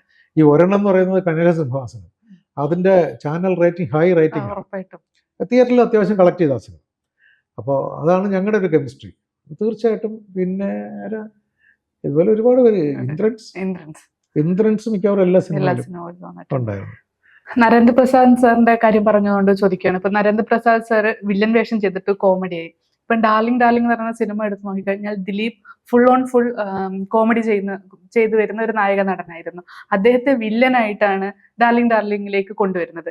പക്ഷെ ആ സിനിമ അവസാനം വരെ നമുക്ക് ആ വില്ലൻ ഫീല് വരുന്നില്ല. അത് വേറിട്ടൊരു സിനിമ ട്രീറ്റ് ആയിരുന്നു വില്ലനെ കൊണ്ടുവന്നിട്ട് ഉണ്ടായിരുന്നു. ആ സിനിമ ഈ ഒരു കാലം ഏറ്റെടുക്കുന്നുണ്ട്. അതിലെ ദിലീപിന്റെ ആ കൂളിംഗ് ഗ്ലാസ് ലുക്കും കാര്യങ്ങളൊക്കെ വരുമ്പോ അതിലും ബോഡി ഷെയ്മിങ് ഇന്ന് വിമർശിക്കുന്നവരുണ്ടെങ്കിലും അന്ന് അതിനൊക്കെ ചിരിച്ചവരാണ്. അപ്പൊ ആ സിനിമയെ ദിലീപിനെ അങ്ങനെ ഒരു റോളിലേക്ക് കൊണ്ടുവരാനുണ്ടായ അതിന്റെ പൂർണ്ണ കാരണക്കാരൻ ദിലീപ് തന്നെയാണ്. ഞാൻ ദിലീപിന് ഫോണിൽ കൂടെയാണ് കഥ പറഞ്ഞു കൊടുക്കുന്നത്. കഥ പറഞ്ഞിട്ട് ഞാൻ ചോദിച്ചു, ദിലീപ് കാസ്റ്റിംഗ് ഒന്നും ചെയ്തിട്ടില്ല, ഇതിലിപ്പോൾ 2 റോളുണ്ട്. ഒന്ന് പക്ക ഹീറോ ആയിട്ട് വരുന്ന റോളുണ്ട്, 2 ലാസ്റ്റ് സാക്രിഫൈസ് ചെയ്യുന്ന, സ്നേഹിച്ച പെണ്ണിനെ മറ്റവനോടാണ് അവൾക്ക് അടുപ്പമെന്ന് മനസ്സിലാക്കിയപ്പോൾ അങ്ങോട്ട് വിട്ടുകൊടുക്കുന്ന ആ കുറച്ച് വില്ലനിക്കായിട്ട് വരുന്ന റോള്. പുള്ളി ഉടനെ പറഞ്ഞത്, എനിക്ക് ആ അനിയൻകുട്ടി മതി. അവിടെയാണ് ദിലീപിൻ്റെ സ്റ്റോറി സെൻസ്. കാരണം നമ്മൾ സിനിമയുടെ ചരിത്രങ്ങൾ എടുത്ത് നോക്കണം. ഇപ്പം ഖുർബാനി, ഷോലെ, ഇതിനകത്തൊക്കെ ഈ വിട്ടുകൊടുക്കുന്ന ആളാണ് ഹീറോ ആയത്. അതുപോലെ മലയാളത്തിൽ എങ്ങനെ നീ മറക്കും, കുയിലിനെ തേടി, ഇവിടെയൊക്കെ മോഹൻലാൽ വില്ലനാണ് പല സിനിമയിൽ. അതൊക്കെ വിട്ടുകൊടുക്കുമ്പോൾ തിയേറ്ററിൽ നിന്ന് ഇറങ്ങി പോകുന്ന ആളുടെ മനസ്സിൽ വിട്ടുകൊടുക്കുന്നവന്റെ മുഖമാണ്. വീട്ടിൽ ചെന്നിരുന്നും ഡിസ്കസ് ചെയ്യും, കണ്ടില്ല അയാൾ ആ കൂട്ടുകാരന് വേണ്ടി ചെയ്ത് കണ്ടില്ലേ. മാത്രമല്ല ആ പെണ്ണിനെ അവനെയല്ലേ ഇഷ്ടം, അപ്പോൾ വിട്ടുകൊടുക്കുകയല്ലേ ചെയ്യേണ്ടത്. അങ്ങനെയാണ് വലുതാവുന്നത്. ദിലീപിന് ആ സെൻസ് ഉണ്ട്. ദിലീപ് അതുകൊണ്ട് എനിക്കത് മതിയെന്ന് പറഞ്ഞു. അത് അയാളെ തകർത്ത് ചെയ്യുകയും ചെയ്തു, ഗംഭീരമായിട്ട് ചെയ്തു. അത് അവസാനം വരെ നമ്മുടെ കോമഡിയിലായിട്ടാണ്. ഇപ്പം സിനിമ ഒരു ക്രിട്ടിക്കൽ സ്റ്റേജിലേക്ക് കടക്കുമ്പോഴും അവിടെയും ഹാസ്യമാണ് കാണുന്നത്. ആ ഒരു തരത്തിലേക്ക് ഇപ്പം നക്ഷത്ര കണ്ണുള്ള രാജകുമാരൻ, അവനുണ്ട് ഒരു രാജകുമാരി എന്ന് പറയുന്ന സിനിമയിലൂടെയാണ് പൃഥ്വിരാജ് സിനിമാ ലോകത്തേക്ക് വരുന്നത്. എങ്ങനെയായിരുന്നു സുകുമാരൻ എന്ന് പറയുന്ന ഒരു പ്രഗത്ഭ നടന്റെ മകൻ ഇപ്പൊ പൃഥ്വിരാജ് അഭിനയത്തിലേക്ക് വരുന്നു? അതിനെ എങ്ങനെയാണ് അപ്രോച്ച് ചെയ്തത്? എങ്ങനെയായിരുന്നു? പൃഥ്വിരാജ് നല്ല മിടുക്കനാണ്, ഒരു സംശയമില്ല. നന്ദനം ഷൂട്ടിംഗ് കഴിഞ്ഞിട്ടാണ് എൻ്റെ സിനിമയ്ക്ക് വരുന്നത്, പക്ഷേ റിലീസ് ആകുന്നത് എൻ്റെ സിനിമയാണ്. അങ്ങനെയാണ്. നന്ദനം ഷൂട്ടിംഗ് കഴിഞ്ഞെല്ലാം തീർത്തതാണ്, പക്ഷെ വേറെ എന്തോ ഒരു കാരണം കൊണ്ട് ഇറങ്ങിയില്ല. ഇറങ്ങിയത് എൻ്റെ സിനിമയിൽ ഇറങ്ങി വേറൊരു സിനിമയും കൂടെ പൃഥ്വിരാജിന്റെ ഇറങ്ങിയിട്ടാണ് നന്ദനം റിലീസാകുന്നത്. അന്നേ പുള്ളിക്ക് ഈ ടെക്നോളജി പഠിക്കാനൊക്കെ വലിയ താല്പര്യം. മറ്റുള്ളവരുടെ സീൻ എടുക്കുമ്പോഴും പൃഥ്വി വന്ന് പിറകെയിരിക്കും. പിന്നെ അന്നേ പുള്ളിക്കാരന് ഈ ടെക്നിക്കൽ സൈഡ് പഠിക്കാനുള്ള ഒരു താല്പര്യം ഉണ്ടായിരുന്നു. വളരെ സ്മാർട്ടായിട്ടാണ് എനിക്ക് തോന്നി. അന്ന് ഒരു ആദ്യമായിട്ടോ രണ്ടാമതായിട്ടോ ഒക്കെ അഭിനയിക്കുന്ന ഒരാളുടെ ഒരു പകച്ചു നിൽക്കലോ ഒന്നുമില്ല. വളരെ അന്ന് ശരിക്കും പറഞ്ഞാൽ എൻ്റെ ആ സിനിമ ചെയ്യുന്നത് 19 വയസ്സേ ഉള്ളൂ. 19 വയസ്സേ ഉള്ളൂ. പക്ഷെ അറിയാനുള്ള ഒരു ത്വര അതാണ് അദ്ദേഹത്തെ ഇന്ന്. തീർച്ചയായിട്ടും അച്ഛൻ വലിയൊരു നടൻ, നല്ല നടൻ, അമ്മ വലിയൊരു കലാകാരി, നടിയാണ്, നന്നായി എഴുതുന്ന ഒരാളാണ്, അത്യാവശ്യം നന്നായി പ്രസംഗിക്കുന്ന ആളാണ്, വലിയ ചേച്ചി ഭയങ്കര ടാലന്റ് ഉള്ള ഒരാളാണ്. ഇങ്ങനെ രണ്ടുപേർക്ക് ജനിച്ച ഒരു മകൻ തീർച്ചയായിട്ടും ഇപ്പൊ ഇന്ദ്രജിത്ത് ആണെങ്കിലും നല്ല ആക്ടർ തന്നെയാണ്. ഏത് ജോണറിൽ ഓഫ് സിനിമ ചെയ്യാൻ പറ്റും. അതുകൊണ്ട് പൃഥ്വിയെ അന്നേ നമുക്കറിയാമായിരുന്നു, ഇത് കയറി ഗംഭീരമായിട്ട് കയറി വരും എന്നുള്ളത് അന്നേ അറിയാമായിരുന്നു. ഞാൻ ചോദിക്കാൻ വന്ന വേറൊരു കാര്യം, ഇന്ന് രാജസ്ഥാൻ സാറിന്റെ സിനിമകൾ കണ്ടു കഴിഞ്ഞാൽ ഇപ്പോൾ സാറ് പല സിനിമകളെ കുറിച്ച് പറയുമ്പോഴും നരേന്ദ്രപ്രസാദ് സാറ് ആ വഴക്ക് പറയുന്ന സീനൊക്കെ പറഞ്ഞു കഴിഞ്ഞാൽ ഇപ്പോഴും ഓർക്കുമ്പോഴേ നമുക്ക് ചിരി വരുന്ന രംഗങ്ങളാണ്. അന്ന് ഇത് ഷൂട്ട് ചെയ്യുമ്പോൾ സാറിന്റെ ഭാഗത്തു നിന്നുള്ള ചിരിയോ അല്ലെങ്കിൽ ആർട്ടിസ്റ്റുകൾ ആരെങ്കിലും മുന്നിൽ നിന്ന് ചിരിച്ചിട്ടുള്ള അങ്ങനെയുള്ള അനുഭവങ്ങൾ? അല്ല, അമ്പിളിച്ചേട്ടനാണ് ഈ ലൊക്കേഷനിൽ നിൽക്കുന്നവരെ കൊടുകൂടാ ചിരിപ്പിക്കുന്ന ആൾ അമ്പിളിച്ചേട്ടനാണ്. അപ്പൊ അമ്പിളിച്ചേട്ടൻ പെർഫോം ചെയ്യുമ്പോൾ എൻ്റെ അടുത്ത് പറയും, രാജസ്ഥാൻ ഇത്തിരി മാറിയിരിക്കണമെന്ന് പറയും. കാരണം ഞാൻ ഇങ്ങനെ തുടങ്ങുമ്പോൾ ഞാനും തുടങ്ങും. നമുക്കവിടെ സംവിധായകനാണെന്ന് പറഞ്ഞ് ബലം പിടിച്ചിരിക്കാണെന്ന് എനിക്ക് പറ്റത്തില്ല. ഒന്നാമത് കാര്യം, അദ്ദേഹത്തിന്റെ ഒരു പൂർണ്ണനായ ആരാധകനാണ് ഞാൻ. അമ്പിളിച്ചേട്ടൻ എന്ന് പറഞ്ഞ നടനെ അത്രയധികം മനസ്സിൽ കൊണ്ടു നടക്കുന്ന ഒരാളാണ്. അപ്പോൾ എനിക്കറിയാം ഞാൻ പറഞ്ഞു കൊടുക്കുന്ന കാര്യം അങ്ങനെ ചെയ്യുമ്പോൾ 10 ഇരട്ടിയോ 100 ഇരട്ടിയൊക്കെ വലിപ്പത്തിലാണ് വരുന്നത്. ഞാനങ്ങ് ചിരി തുടങ്ങും. അത് ആർട്ടിസ്റ്റിന്റെ അറ്റൻഷൻ പോകും നമ്മൾ ഒരുപാട്. അപ്പം ഞാൻ മാറിയിരിക്കും. ഞാൻ ഷോട്ട് പറഞ്ഞിട്ട് ഈ സ്റ്റാർട്ട് ക്യാമറ പറയുന്ന ഇച്ചിരി മാറി നിന്നിട്ടായിരിക്കും. അമ്പിളിച്ചേട്ടൻ നോക്കിയാൽ എന്നെ കാണരുത്, അങ്ങനെ നിന്നിട്ടാണ്. അതാ ഈ വേലക്കാരിയായിരുന്നാലും നീ മോഹവലിയൊക്കെ ഈ അടുത്ത ഒരു കാലത്തൊരു പരിപാടിയിൽ അമ്പിളിച്ചേട്ടനെ പ്രധാന അതിഥിയായിട്ട് കൊണ്ടിരുത്തിയ ഒരു വേദി ഉണ്ടായിരുന്നു. അവിടെ ഞാനായിരുന്നു ഉദ്ഘാടകൻ. അപ്പോൾ അമ്പിളിച്ചേട്ടൻ്റെ ചില കഥാപാത്രങ്ങളെക്കുറിച്ചൊന്ന് സംസാരിക്കണമായിരുന്നു. ഞാൻ ഈ കാര്യം പറഞ്ഞു തുടങ്ങിയത് അമ്പിളിച്ചേട്ടൻ അവിടെ ഇരുന്ന് എന്നെ നോക്കുകയും ചിരിക്കുകയും കൈയെടുത്ത് ഇങ്ങനെ ജസ്റ്റ് കാണിക്കുകയും ചെയ്തു. ഒരുപാട് വേദനിപ്പിച്ചൊരു നിമിഷമായിരുന്നു അത്. പക്ഷേ പുള്ളിക്ക് അതെല്ലാം കിട്ടുന്നുണ്ട്. സിനിമയുടെ കാര്യങ്ങൾ പറയുമ്പോൾ കിട്ടുന്നുണ്ട്, എല്ലാവരും അറിയുന്നുണ്ട്. ഇപ്പം വളരെ അടുപ്പമുള്ളവരെല്ലാം തിരിച്ചറിയുന്നുണ്ട്, റിയാക്ട് ചെയ്യുന്നുണ്ട് നന്നായിട്ട്. എന്താണ് അതിനകത്ത് ചെയ്തിരിക്കുന്നത്? പാൻറ് ഇന്നലെ ഒരു പെൺകുട്ടിയുടെ വീഡിയോ ഞാൻ കണ്ടായിരുന്നു. ഫീനിക്സ് ബേർഡ് അങ്ങനെ എന്തോ പറഞ്ഞിട്ടുള്ള അതിൽ ആ കുട്ടി പാൻറ് എടുത്തിട്ട് പാൻറ് നന്നായിട്ട് ചെയ്തിട്ടുണ്ട്, നന്നായിട്ട് റീൽ ചെയ്തിട്ടുണ്ടായിരുന്നു. അങ്ങനെ ഈ ക്യാമറക്ക് മുന്നിൽ പല സംവിധായകരും പറഞ്ഞു കേട്ടിട്ടുള്ളതാണ് കട്ട് പറയാൻ മറന്നു പോയിട്ടുള്ള ഇപ്പൊ നമുക്ക് അന്ന് നല്ല അഭിനേതാക്കളിൽ സമ്പന്നമായിരുന്നു മലയാള സിനിമ. അത്ര എന്തെങ്കിലും ഒരു അനുഭവം പ്രതീക്ഷിക്കുന്നതിലും അപ്പുറം ആക്ടേഴ്സിന് കിട്ടിയ ഓർമ്മകൾ എന്തെങ്കിലും? അത് ഒരുപാടുണ്ട്, 1-2 അല്ല. ഇപ്പൊ CID മിഷനില് ഈ വേഷം മാറി ചേർന്ന് മരുന്നുകളുടെ പേരും പറഞ്ഞ് ലാട വൈദ്യം നടക്കുന്ന ഒരു സംഭവം. അതെനിക്ക് തോന്നുന്നു 1.5 പേജ് മറ്റുണ്ട് ഡയലോഗ്. അത്രയും കാണാതെ പഠിച്ച്. ശരിക്കും പറഞ്ഞാൽ എറണാകുളത്ത് റോഡിലാണ് ഷൂട്ടിങ്. പബ്ലിക് അങ്ങ് കൂടി കിടക്കുകയാണ്. ഒരു വാക്ക് തെറ്റിയാൽ കണ്ടുകൊണ്ടിരിക്കുന്നവരൊക്കെ ചിരിക്കും, കട്ട് പറയേണ്ടി വരും. ആ സ്ഥലത്താണ് ജയറാം വിത്തൗട്ട് പ്രോമിറ്റിംഗ് ഈ 1.5 പേജ് പഠിച്ചിട്ട് തകർത്തെന്ന് പറഞ്ഞാൽ തകർത്ത്. അതുപോലുള്ള പല സ്ഥലത്തും നമ്മൾ കൈയടിക്കേണ്ടി വന്നിട്ടുണ്ട്. ഇപ്പോൾ ജയറാമിൻ്റെ പെർഫോമൻസിൽ തന്നെ ഞങ്ങൾ ഫുൾ യൂണിറ്റ് നിന്നുകൊണ്ട് കൈയടിച്ചിട്ടുണ്ട് ചില സീക്വൻസ്. മഞ്ജു വാര്യർ ദില്ലിവാല രാജകുമാരിൽ രാജാവ് ചോദിക്കുമല്ലോ, എന്നെക്കുറിച്ച് കേട്ടിട്ടുണ്ടോ, ഞാൻ സോഷ്യൽ സ്റ്റഡീസിൽ പഠിച്ചിട്ടുണ്ട് എന്ന് പറഞ്ഞിട്ട് അവിടെ നിന്നുകൊണ്ട് ഒരു പ്രസംഗമുണ്ട് മഞ്ജുവിൻ്റെ. ശരിക്കും 2ാമത്തെ സിനിമയാണ് ദില്ലിവാല രാജകുമാരൻ. എല്ലാ യൂണിറ്റുകാർ കംപ്ലീറ്റ് ക്ലാർക്ക് ചെയ്തത് വിത്തൗട്ട് പ്രോംപ്റ്റിംഗ് ആണ്. അപ്പോൾ അങ്ങനെ ഒരുപാട് അനുഭവങ്ങൾ. കാരണം എല്ലാം ഞാൻ ഉണ്ണിയേട്ടൻ ഒടുവിൽ ഉണ്ണികൃഷ്ണൻ പ്രോംപ്റ്റിംഗ് ടച്ച് ചെയ്യണ്ട, പ്രോംപ്റ്റിംഗ് വേണ്ട. ഇപ്പോഴാണല്ലോ സിങ്ക് സൗണ്ട് ഒക്കെ വരുന്നത്. അന്നത്തെ ടെക്നിക്കൽ അന്ന് സിങ്ക് സൗണ്ട് ഇല്ല. ഇന്നിപ്പോ എല്ലാ സിനിമയൊന്നും സിങ്ക് സൗണ്ട് ഒന്നും അല്ല, ചില സിനിമകൾ മാത്രമേ അങ്ങനെ ചെയ്യുന്നുള്ളൂ. അത് പൂർണ്ണമായിട്ടും സക്സസ് ആണെന്ന് പറയാറായിട്ടില്ല ഇവിടെ. ഹിന്ദിയിലൊക്കെ ചെയ്യുന്നുണ്ട്, വലിയ വലിയ പടങ്ങൾ പോലും ചെയ്യുന്നുണ്ട്. നല്ലതാണ്, കുറച്ചുകൂടെ നാച്ചുറാലിറ്റി ഈ ഡയലോഗ് ഡെലിവറിക്ക് കുറച്ചുകൂടെ ഈ ഡബ് ചെയ്യുന്നതിനേക്കാൾ കുറച്ചുകൂടെ നന്നായിട്ട് കിട്ടും. പിന്നെ അന്നത്തെ കാലത്തെ ടെക്നിക്കൽ കാര്യങ്ങളെ കുറിച്ചൊക്കെ ഇപ്പൊ മേഘസന്ദേശം പോലെയുള്ള സിനിമകളൊക്കെ ചെയ്യുമ്പോൾ ഇഡ്ഡലി പിടിക്കുമ്പോൾ തവളയാവുന്നത് അങ്ങനെയൊക്കെയുള്ള കുറെ ഇതുണ്ടായിരുന്നു. എക്സ്പെൻസീവ് ആയിരുന്നു. അതൊക്കെ എങ്ങനെയായിരുന്നു ഫിലിമില്? അപ്പൊ അതിന്റെ ഈ ടെക്നീഷ്യൻസും കൂടെ അവരെയും കൂടെ വിളിച്ചു നിർത്തിയാണ് ഷൂട്ട് ചെയ്യുന്നത്. എങ്ങനെ മെറ്റീരിയൽ വേണം എന്നുള്ളത് അവർ പറഞ്ഞുതരും, എന്നിട്ടാണ് നമ്മൾ എടുത്തു കൊടുക്കുന്നത്. അല്ലെങ്കിൽ പിന്നെ അവർ കൊണ്ടിട്ട് നമ്മളെ കുറ്റം പറഞ്ഞുകൊണ്ടിരിക്കും, അതങ്ങനെ ആയിപ്പോയി, ഇതങ്ങനെ ആയിപ്പോയി എന്ന് പറഞ്ഞു. അതിനകത്ത് 26 മിനിറ്റ് ഗ്രാഫിക്സ് ഉണ്ട്. ആ സിനിമയിൽ മൊത്തം 26 മിനിറ്റ് ഗ്രാഫിക്സ് ഉണ്ട്. എനിക്ക് തോന്നുന്നു അന്നത്തെ കാലത്ത് തന്നെ എനിക്ക് തോന്നുന്നു ഒരു 10-30 ലക്ഷം രൂപ ഗ്രാഫിക്സിന് മാത്രം പേയ്മെന്റ് ആയിട്ടുണ്ട്. ഇന്ന് അത്രയും ഗ്രാഫിക്സ് അതിനേക്കാൾ മനോഹരമായിട്ട് ഡിജിറ്റലിൽ ചെയ്യാനായിട്ട് മാക്സിമം 5 ലക്ഷം രൂപ ആകത്തുള്ളൂ. അങ്ങറ്റം പോയാൽ 10 രൂപ. ചുമരിന്റെ ഉള്ളിൽ കൂടെ കൈവരുന്നൊക്കെ സീന് അത് ക്വാളിറ്റിയും ഹൈ ക്വാളിറ്റിയിലാണ്. ഇപ്പോൾ അന്നത്തേലൊക്കെ ചെറുതായിട്ട് നമ്മൾ സൂക്ഷിച്ചു നോക്കിയാൽ ഫിലിമിന്റെ കളർ ചേഞ്ചും ഒക്കെ ചെറുതായിട്ട് കാണും. ഇല്ലാതെയാണ് വർക്ക് ചെയ്തിരിക്കുന്നത്. നമ്മൾ EFX മറ്റേ പ്രസാദിന്റെ യൂണിറ്റിൽ അത് ചെയ്തതൊക്കെ ഏറ്റവും നല്ല ആൾക്കാരാണ് ചെയ്തത്. പക്ഷേ നമ്മൾ സൂക്ഷിച്ച് നോക്കിയാൽ തൊട്ട് മുമ്പിലത്തുള്ള ഷോട്ടും ഇത് കഴിഞ്ഞിട്ടുള്ള ഷോട്ടും തമ്മിലുള്ള കളർ ഡിഫറൻസ് ചെറുതായിട്ട് അറിയാൻ പറ്റും. പക്ഷെ അതൊക്കെ ഒരു പ്രേത സിനിമ ആയതുകൊണ്ട് നമ്മൾ ആ ഒരു സെൻസിൽ കാണുന്നുള്ളൂ. പിന്നെ അത് മാത്രമല്ല, ഒരു ടിപ്പിക്കൽ പ്രേത സിനിമയായിരുന്നു, ഒരുപാട് അപ്രിസിയേഷൻ കിട്ടിയ ഒരു സിനിമയാണ്. ഇപ്പോഴും ചാനലിൽ വരുമ്പോൾ അത് പിന്നെ അത് പ്രത്യേകിച്ച് പറയണമല്ലോ, രാജസ്ഥാൻ സാറിന്റെ സിനിമകൾ അധികം ഇപ്പം റിപ്പീറ്റ് വാച്ച് വാല്യൂ ഉള്ളത് ആണ്. എത്ര വേണമെങ്കിലും നമുക്ക് സിനിമയിൽ ഇരുന്ന് കാണാനായിട്ട് എത്ര തവണ TV വന്നിരുന്നാലും ഇപ്പോഴത്തെ ജനറേഷനും കണ്ട് ആസ്വദിക്കുന്ന തരം. കോമഡിക്ക് ഒരു സമയം കഴിഞ്ഞു കഴിഞ്ഞാൽ വർക്കാവില്ല എന്ന് പറയും. ആൾക്കാരെ ചിരിപ്പിക്കാനും ഏറ്റവും പ്രയാസം ഉള്ള ഒരു കാര്യമാണ്. പക്ഷെ രാജസ്ഥാൻ സാറിന്റെ സിനിമ കണ്ടു കഴിഞ്ഞാൽ അങ്ങനെ ഒരു പ്രശ്നവും ഇല്ലാത്തതുപോലെ തോന്നും. വളരെ ലളിതമായിട്ട് എളുപ്പത്തിൽ എടുത്തതുപോലെ നമുക്ക് ഫീൽ ആവും. പക്ഷെ അതിന്റെ പിന്നിലുള്ള വർക്ക് ഇതാണ് കാരണം. അതായത് കോമഡിക്ക് വേണ്ടി ഒരു സിനിമയെ എടുത്തിട്ടില്ല, കുറച്ചെങ്കിലും കോമഡിക്ക് വേണ്ടി എടുത്തു പോയത്, കോമഡി ഒരുപാട് വേണം എന്ന വാശിയോടെ ചെയ്തു പോയതാണ് സത്യഭാമയ്ക്ക് ഒരു പ്രേമലേഖനം. അതാണ് ആ സിനിമയ്ക്ക് പറ്റിയ ചെറിയൊരു വീഴ്ച.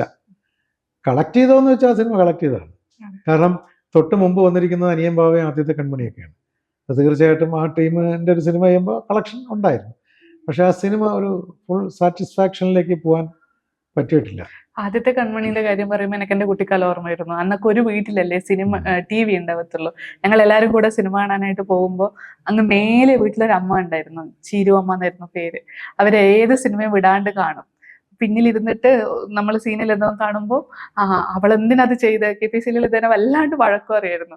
ലാസ്റ്റ് ഈ പാവേനെ വലിച്ചെറിഞ്ഞിട്ട്, പാവയല്ലേ വലിച്ചെറിയുന്നത്, പക്ഷെ അമ്മേന്റെ വിചാരം അത് കുഞ്ഞിനെ മനഃപൂർവ്വം എറിഞ്ഞതാണെന്നുള്ളത്. അത് കുഞ്ഞായിരുന്നേ എന്തേലും പറഞ്ഞിട്ട് സിനിമ കഴിഞ്ഞിട്ടും KPC ഇതിനെ വഴക്ക് പറഞ്ഞുകൊണ്ട് പോകുന്ന ആ ഒരു സീൻ എനിക്ക് ഇപ്പോഴും ഓർമ്മയുണ്ട്. അതായത് ആ സീനൊക്കെ ആ കഥയും നമ്മുടെ നൊസ്റ്റാൾജി, നമ്മുടെ ഗൃഹാതുരത്തിന്റെ ആ ഒരു ഭാഗമാണ് ആ സിനിമകളെല്ലാം. ആ സിനിമയൊക്കെ പറയുന്നത് ആന്തരികമായിട്ട് വേറൊരു അർത്ഥം കൂടെ ആ സിനിമയ്ക്കുണ്ട്. അവിടെയാണ്. അതായത് കുട്ടി ജനിച്ചാൽ ആണായാലും പെണ്ണായാലും അത് നമുക്ക് നിധിയാണ്, കുഞ്ഞുങ്ങൾ എന്ന് പറയുന്നത്. അവിടെ ആൺകുഞ്ഞ് ജനിച്ചാൽ സ്നേഹിക്കുക, പെൺകുഞ്ഞ് ജനിച്ചാൽ സ്നേഹിക്കാതിരിക്കുക എന്ന് പറയുന്നത് ഭയങ്കരമായ തെറ്റാണെന്നും അതൊരു സങ്കടകരമായ കാര്യമാണെന്ന് ഇൻഡയറക്റ്റ് ആയിട്ട് പറയുന്ന ഒരു സിനിമ. എന്നാൽ ആ സിനിമ ഉണ്ടാക്കുന്ന ഇമ്പാക്റ്റ് എന്ന് പറയുന്നത് ചിരിയുമാണ്. ആ ക്രാഫ്റ്റാണ് ഞാൻ പറഞ്ഞത്. അതൊരു മനോഹരമായ ക്രാഫ്റ്റാണ്. അത് ഈ റാഫി മെക്കാട്ടിനാണെങ്കിലും ശരി, അവർക്കും അത് നന്നായിട്ട് വഴങ്ങുന്ന ആൾക്കാരാണ്. ഈ ദേഷ്യപ്പെട്ടുകൊണ്ട് ചിരിപ്പിക്കുക എന്ന് പറയുന്ന സംഭവം ബുദ്ധിമുട്ടാണ്.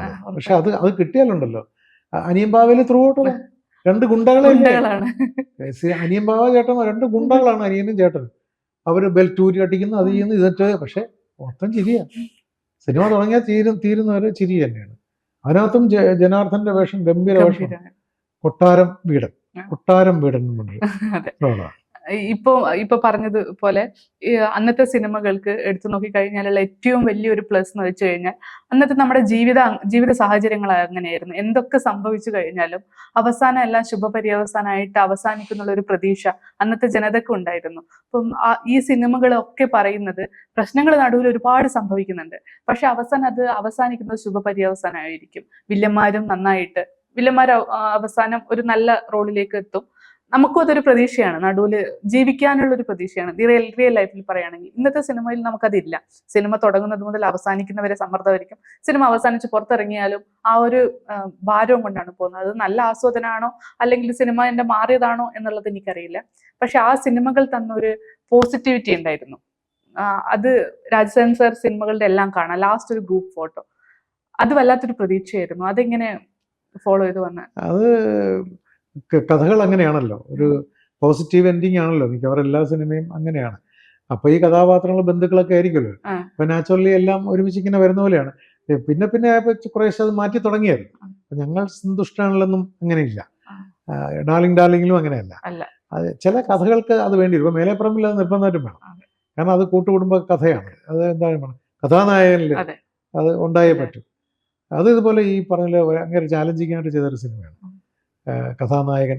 കാരണം ഈ നഷ്ടപ്പെട്ടു പോയ ബന്ധങ്ങളുടെ ഒരു തീവ്രത, മൂല്യം തിരിച്ചു കൊണ്ടുവരാൻ പറ്റിയൊരു സിനിമയാണ്. അത് നമുക്കൊരു ബന്ധങ്ങൾ, ഒരു ഫാമിലി ഒക്കെ ആവുമ്പോ അത് നമുക്ക് ഫീൽ ചെയ്യാൻ പറ്റുമായിരുന്നു ആ സിനിമ. അത് ഒരു നല്ലൊരു ക്രാഫ്റ്റാണ്. അതും പുതിയ 2 എഴുത്തുകാരാണ്, രാജൻ കിഴക്കനേല്, മണീഷ് എന്ന് പറയും. മണിസാറ് അതിനു മുമ്പ് സ്ത്രീ എന്നുള്ള സീരിയൽ എഴുതിയിട്ടുണ്ടെന്ന് 2 സിനിമ എഴുതിയിട്ടുണ്ട്. രാജൻ നാടകത്തിൽ നിന്ന് നേരെ ഇതിലേക്ക് വന്നതാണ്. പക്ഷെ ആ സിനിമയിൽ അവരുടെ വർക്ക് ഗംഭീരമായ വർക്കായിരുന്നു, ഒരു സംശയമില്ല. പിന്നെ അതൊരു ടീം വർക്ക് സിനിമകളാണ്. എനിക്ക് ഏറ്റവും അറിയാൻ താല്പര്യമുള്ള വേറൊരു സിനിമയാണ് ശ്രീകൃഷ്ണപുരത്ത് നക്ഷത്ര തിളക്കം. ആ സിനിമ എൻ്റെ ഒന്ന് പറയാം. അല്ല, അതിന്റെ ഒറിജിനൽ എന്ന് പറയുന്നത് ഭാമ വിജയം എന്ന് പറയുന്ന കെ ബാലചന്ദ്രന്റെ തമിഴ് സിനിമയാണ്. എനിക്കത് വലിയ സ്വപ്നമായിരുന്നു, കുറേ നാൾ കൊണ്ടു നടന്നിട്ടാണ് പിന്നെ എറണാകുളത്തുള്ള ഈ അനിയമ്പാവ എടുത്ത പ്രൊഡ്യൂസേഴ്സ് എൻ്റെ അടുത്ത് ഞാൻ ഈ കഥ പറയുന്നത്. അവർക്ക് ഭയങ്കരമായിട്ട് ഇഷ്ടപ്പെട്ടു. അപ്പോൾ ലീഗലായിട്ട് വാങ്ങണമല്ലോ റൈറ്റ്സ്. ബാലേന്ദ്രൻ സാറിനെ ഞാൻ തന്നെ വിളിച്ചു. അപ്പോൾ എനിക്ക് 1-2 ദിവസങ്ങളിൽ ചെന്നൈയിൽ വെച്ച് ഇങ്ങനെ ഫേസ് ടു ഫേസ് കണ്ട പരിചയം മാത്രമല്ല, അദ്ദേഹം ഒരുപാട് വലിയ ഡയറക്ടർ. അപ്പോൾ പുള്ളി എടുത്ത് ഞാനിങ്ങനെ ഭാമ വിജയം മലയാളത്തിൽ ചെയ്യാൻ വേണ്ടി റൈറ്റ്സ് തരണം, ഞാൻ എന്താണ് പേയ്മെൻറ്റ് തരേണ്ടതെന്നൊക്കെ ചോദിച്ചപ്പോൾ അദ്ദേഹം പറഞ്ഞു. പേയ്മെൻറ്റിൻ്റെ കാര്യം പറയുന്നതിന് മുമ്പേ ഞാൻ ആദ്യം ഒരു കാര്യം പറഞ്ഞോട്ടെ. തമിഴ് സിനിമയിലും തമിഴ്നാട്ടിലും ഈ താരങ്ങളുടെ മേലുള്ള വർഷിപ്പ് വളരെ വലുതാണ്. നിങ്ങളുടെ നാട്ടിൽ അത്രയും ഇല്ല. അപ്പോൾ ഞാൻ ആ വർഷിപ്പ് മാത്രം വെച്ചാണ് സിനിമ ഉണ്ടാക്കിയിരിക്കുന്നത്. അപ്പം നിങ്ങൾ ഇത് ചെയ്യുകയാണെങ്കിൽ അത് നിങ്ങളുടെ നാട്ടിന് യോജിച്ച രീതിയിലാക്കിക്കൊള്ളണം. കാരണം എൻ്റെ സിനിമ എടുത്തിട്ട് അവിടെ പരാജയപ്പെട്ടാൽ എനിക്കതൊരു വിഷമമാണ്. നമ്മൾ തീർച്ചയായിട്ടും സാർ അത് മനസ്സിൽ കരുതിക്കൊണ്ട് തന്നെയാണ് എന്താണ് ഞങ്ങൾ എന്താ തരേണ്ടതെന്ന് മാത്രം സാറ് പറഞ്ഞാൽ മതി, നിങ്ങളെന്തെങ്കിലും തന്നാൽ മതി എന്ന് പറഞ്ഞപ്പോൾ ഞാൻ പറഞ്ഞു അതുപോലെ സാറ് പറയണം. അങ്ങനെ അതേ ഒരു എമൗണ്ട് പറഞ്ഞു. ആ എമൗണ്ട് 2 ദിവസം കഴിഞ്ഞപ്പോൾ തന്നെ ഇട്ട് കൊടുത്തു. അദ്ദേഹം എഗ്രിമെൻ്റ് ഡ്രാഫ്റ്റ് ചെയ്ത് ഒപ്പിട്ട് അയച്ചു തന്നു. അങ്ങനെ ലീഗലായിട്ട് ചോദിച്ചുകൊണ്ട് എടുത്തതാണ്. എന്നിട്ടാണ് ഞങ്ങൾ പിന്നെ അതിനെ ഒന്ന് പൊളിച്ചത്, വേറെ രീതിയിലാക്കി. അതിനകത്ത് തന്നെ വേറൊരു കഥ വരുന്നത് പോലെയും ഒക്കെ ആക്കി ഗംഭീരമായി. സിനിമ ഭയങ്കര എന്നും ഓർക്കുന്ന ഒരു സിനിമയായിട്ട് തന്നെ വന്നു. അതിലെ ഡയലോഗുകളും അരിയോ. അതെ. പിന്നെ നഗ്മ ഈ വലിയ താരങ്ങളുടെ കൂടെ അഭിനയിച്ച് വലിയ സിനിമകളിലൊക്കെ അഭിനയിച്ചിട്ട് വരുമ്പോൾ നമ്മുടെ ഈ മലയാളത്തിൻ്റെ ഒരു ചെറിയ സെറ്റപ്പിൽ പുള്ളിക്കാരി ഞങ്ങൾക്കൊരു ബുദ്ധിമുട്ടാവുമോ എന്നൊക്കെ ഒരു ഡൗട്ട് ഉണ്ടായിരുന്നു. നേരെ തിരിച്ചായിരുന്നു, പുള്ളിക്കാരിക്കായിരുന്നു പേടി. ഇങ്ങനെ ഞാനിവിടെ ഒറ്റപ്പെട്ടു പോകും, അത് മറ്റുള്ളവരെല്ലാം മലയാളമൊക്കെ സംസാരിച്ച് ജോളിയായിട്ടിരിക്കും, പുള്ളിക്കാരി ഒറ്റപ്പെട്ടു പോകും. 2-3 ദിവസം പുള്ളിക്കാരി അതുകൊണ്ട് ഇച്ചിരി മാറി നിന്നു. പിന്നെ അങ്ങ് നല്ല കമ്പനിയായി, എല്ലാവരുമായിട്ടും വളരെ അടുപ്പമായിരുന്നു. സത്യം പറഞ്ഞാൽ നല്ലൊരു ആർട്ടിസ്റ്റ്. അതെ, ഇത് പറയുമ്പോൾ താരങ്ങളുടെ വേർഷിപ്പ് പറയുന്നതുകൊണ്ട് ചോദിക്കുകയാണ്.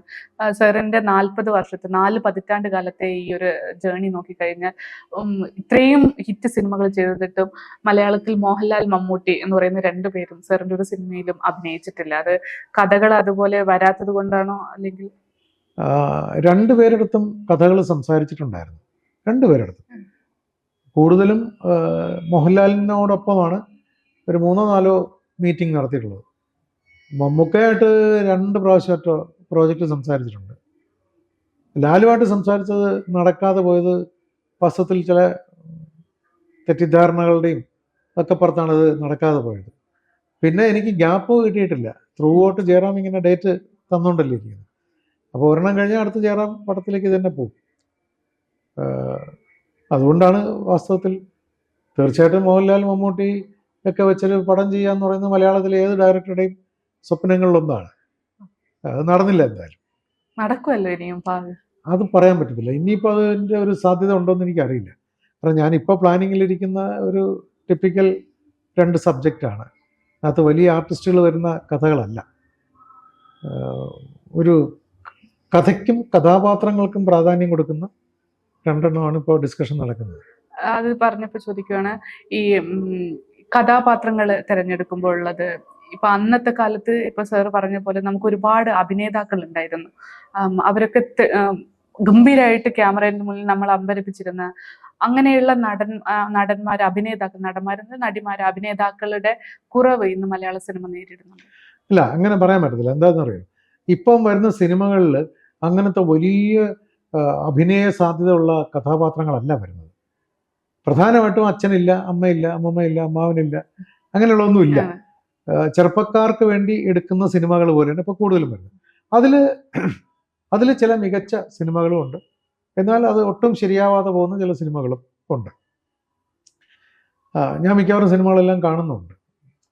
അപ്പോൾ എനിക്ക് തോന്നിയത് ഒരു തരം വർത്തമാനം പറഞ്ഞു പോകുന്നൊരു ശൈലിയാണ് ഇപ്പോൾ സിനിമയിൽ താല്പര്യം. ഇപ്പോഴത്തെ തലമുറയ്ക്കും അങ്ങനെ കാണാനാണ് താല്പര്യം എന്ന് എനിക്ക് തോന്നുന്നു. കാരണം അതുകൊണ്ടാണല്ലോ സിനിമകൾ വിജയിക്കുന്നത്. അപ്പോൾ നമ്മളതിനെ കുറ്റം പറയേണ്ട, അതൊരു ട്രെൻഡാണ്. ഇപ്പോൾ കഥാനായകനിലെ ജയറാമിൻ്റെ വേഷം എന്ന് പറഞ്ഞാൽ ഒരു രക്ഷയില്ലാത്ത വേഷമാണ്. അതിലെ പയ്യാരത്ത് പത്മനാഭൻ നായർ, കലാമണ്ഡലം കേശവ മാഷ് ചെയ്ത അതും അസാധ്യമായ വേഷമാണ്. അങ്ങനെയുള്ള കഥാപാത്രങ്ങളൊന്നും ഇനി ഇങ്ങോട്ട് ഉണ്ടാവില്ല. അങ്ങനെ ഉണ്ടാവണമെങ്കിൽ അതുപോലത്തെ കഥ വരണം. അപ്പോൾ എന്നോടത് പലരും ചോദിക്കും, മേലെപ്പറമ്പിൽ അൺവീടും കഥാനായകനും കൊട്ടാരം വീട്ടിൽ അപ്പൂട്ടനും ഒക്കെ അതുപോലത്തെ ചിന്തിച്ചൂടെന്ന് ചോദിക്കും. നമ്മുടെ കാലഘട്ടത്തിനനുസരിച്ച് എല്ലാവരും മാറേണ്ടി വരും.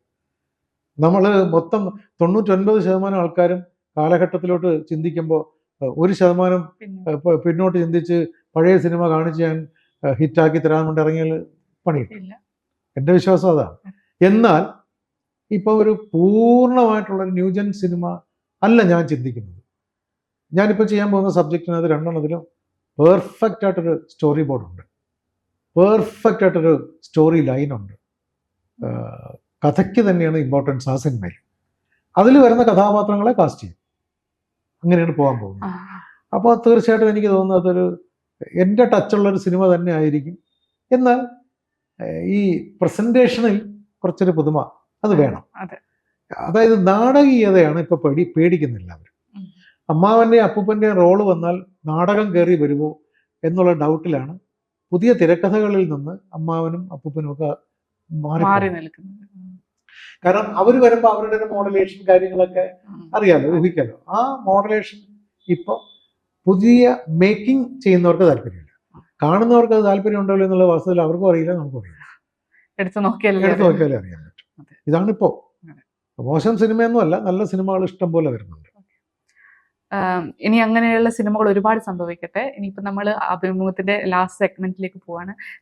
ഞാൻ ചോദിച്ചതും അല്ലെങ്കിൽ സാർ പറഞ്ഞതുമായിട്ടുള്ള വിട്ടുപോയ ഏതെങ്കിലും കാര്യം ഫില്ല് ചെയ്യാൻ വേണ്ടിയിട്ടുള്ള സെഗ്മെന്റ് ആണ്. ഞാൻ കുറച്ച് ഫോട്ടോസ് കാണിക്കും, അതിന്റെ ഓർമ്മകൾ ഒന്ന് പങ്കുവെച്ചു. ഇത് സാറിന്റെ ആദ്യത്തെ ഫ്രെയിമാണ്. ഇത് മേനക ആഗ്രഹത്തിലെ ഇതാണ് ഫസ്റ്റ് ഷോട്ട്. ജീവിതത്തിൽ ആദ്യമായിട്ട് സ്വന്തമായിട്ട് എടുക്കുന്ന ഷോട്ട്. ഇരിങ്കുളങ്ങര എന്നൊരു ക്ഷേത്രമുണ്ട് ഇവിടെ, മണക്കാട്, തിരുവനന്തപുരത്ത് മണക്കാട് ഇരിങ്കുളങ്ങര.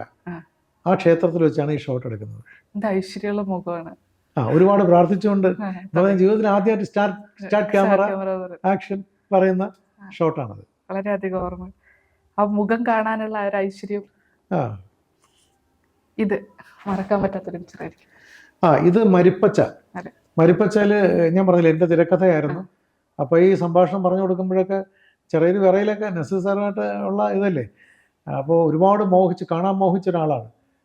ഗന്ധർവ സൗന്ദര്യമുള്ള ഒരു നടനെ, ഇത്രയും ആരാധിക്കുന്ന ഒരു നടനെ നേരിട്ടൊന്ന് കാണാൻ ആ ആൾക്കാണ് ഡയലോഗ് വായിച്ചു കൊടുക്കുന്നത്. അപ്പോൾ അത് ഞാൻ സാറിനോട് പറഞ്ഞു. സാറ് ഇത് ചിരിച്ചിട്ട് അപ്പോൾ വെഞ്ഞാറമൂട് എന്ന് പറഞ്ഞ സ്ഥലത്തൊരു ഗാനമേളയ്ക്കിടയ്ക്ക് ഞങ്ങളുടെ ഒരു പ്രോഗ്രാമിനിടയ്ക്ക് അദ്ദേഹം വരുന്ന ഒരു പരിപാടി ഉണ്ടായിരുന്നു വർഷങ്ങൾക്ക് മുമ്പ്. അപ്പോൾ ഞാൻ സാറിനോട് പറഞ്ഞു, അന്നാണ് ഞാൻ ആദ്യം നേരിട്ട് കാണുന്നത്. അന്ന് ഞങ്ങളുടെ കൂടെയുള്ള ഒരാൾ പാടിക്കൊണ്ടിരിക്കുമ്പോൾ ഇടയ്ക്കൊരു ഭയങ്കര ബഹളം കേട്ടു. അപ്പോൾ ഞങ്ങൾക്ക് മനസ്സിലായി എത്തി എന്നുള്ളത്. അപ്പോൾ സാറ് പാട്ട് പകുതിയിൽ നിർത്തേണ്ടി വന്നു എന്ന് പറഞ്ഞാൽ പുള്ളിക്ക് പെട്ടെന്ന് പോകും. ഇവിടെ മാത്രമല്ല, പുള്ളിയൊന്നും അറിയുന്നില്ല, സ്റ്റേജിലും കൂടെ ആളങ്ങ് കയറി, പിന്നെ പാടാനൊന്നും പറ്റുന്നില്ല.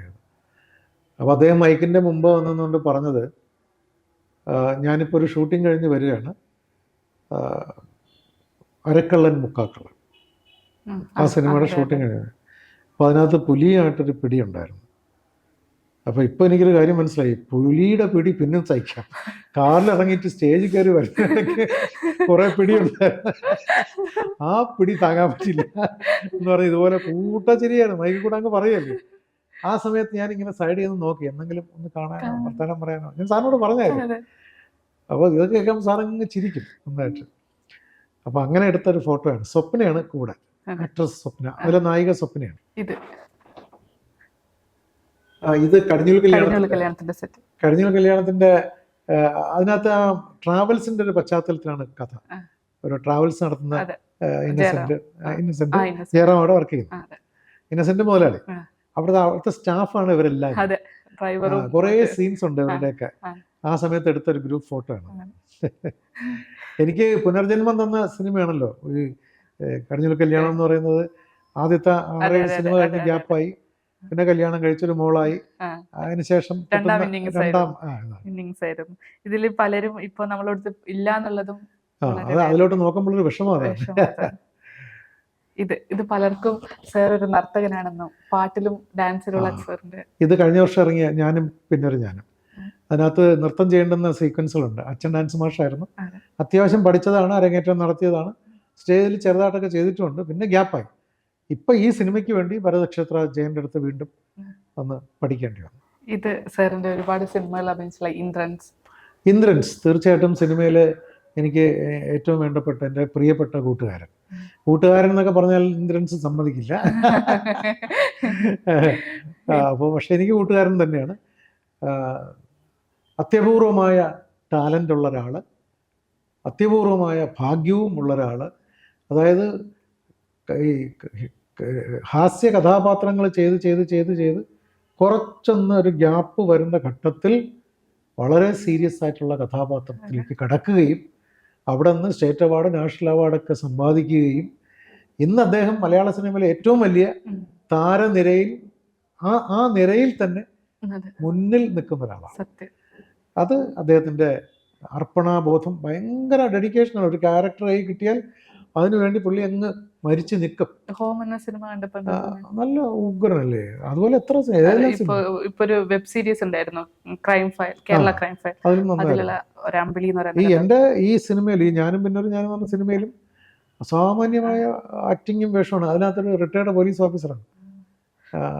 റിട്ടയർ ചെയ്ത ആള് രഹസ്യമായിട്ട് പോലീസിന് വേണ്ടി കേസ് അന്വേഷിക്കുകയാണ്. അതാണ് ക്യാരക്ടർ. ഈ ഒരു സിനിമയും ഈ ഒരു ലുക്കും ഇത് പ്രിയപ്പെട്ടവർ. സത്യത്തിൽ എൻ്റെ തലമുടി ഓൾമോസ്റ്റ് നിരയാണ്. അത് ആ സിനിമയ്ക്ക് വേണ്ടിയാണ് ആദ്യം ഡൈ അടിക്കാതെ ഇരുന്നത്. അതിനുവേണ്ടിയാണ് ഡൈ അടിക്കാതെ നിരയായത്. അപ്പോഴേക്കും എൻ്റെ സ്വന്തം സിനിമയും കൂടെ വന്നു. അത് രണ്ടും ചെയ്ത് കഴിഞ്ഞപ്പോഴേക്കും തുളസിദാസിൻ്റെ ഒരു പ്രോജക്റ്റ് വന്നു. അതിൽ നിർബന്ധമായിട്ട് ഡൈ അടിക്കണം. അങ്ങനെ അടിച്ചിട്ടാണ് വീണ്ടും ഇങ്ങനെ. വല്ലാത്തൊരു സ്റ്റൈലായിരുന്നു ആ ഹെയർ സ്റ്റൈൽ. അത് എനിക്കിഷ്ടമായിരുന്നു, പലർക്കും ഇഷ്ടമായിരുന്നു. പക്ഷെ നമുക്ക് ഈ ഉദരനിമിത്തം ബഹുകൃത വേഷം എന്ന് പറയില്ലേ, ഭക്ഷണത്തിന് വേണ്ടി നമ്മൾ എന്തെല്ലാം വേഷം കെട്ടണം. ഇപ്പോൾ ഞാൻ ഡയറക്ടർ മാത്രമല്ലോ, ഒരു ആക്ടർ ഇതും കൂടെ ഉണ്ട്. അപ്പോൾ പല വേഷങ്ങൾ. ഇനി അഭിനേതാവായിട്ടും സംവിധാനമായിട്ടും ഞങ്ങൾക്ക് നിറയെ സിനിമകൾ ഇനിയും സാറിന്റെ ഭാഗത്ത് നിന്ന് വരട്ടെ എന്ന് ആഗ്രഹിക്കുന്നു, പ്രാർത്ഥിക്കുന്നു. സമയം മലയാളം വാർത്തകൾ ഇനി ടൈംസ് ഓഫ് ഇന്ത്യ സൂപ്പർ ആപ്പിലും. ഇതിനായി പ്ലേ സ്റ്റോറിൽ നിന്നോ ആപ്പ് സ്റ്റോറിൽ നിന്നോ times of India app install ചെയ്യൂ. മലയാളം ഭാഷ തിരഞ്ഞെടുക്കൂ. വാർത്തകൾ ആസ്വദിക്കാം, എല്ലാം ഇനി സമയത്തിൽ.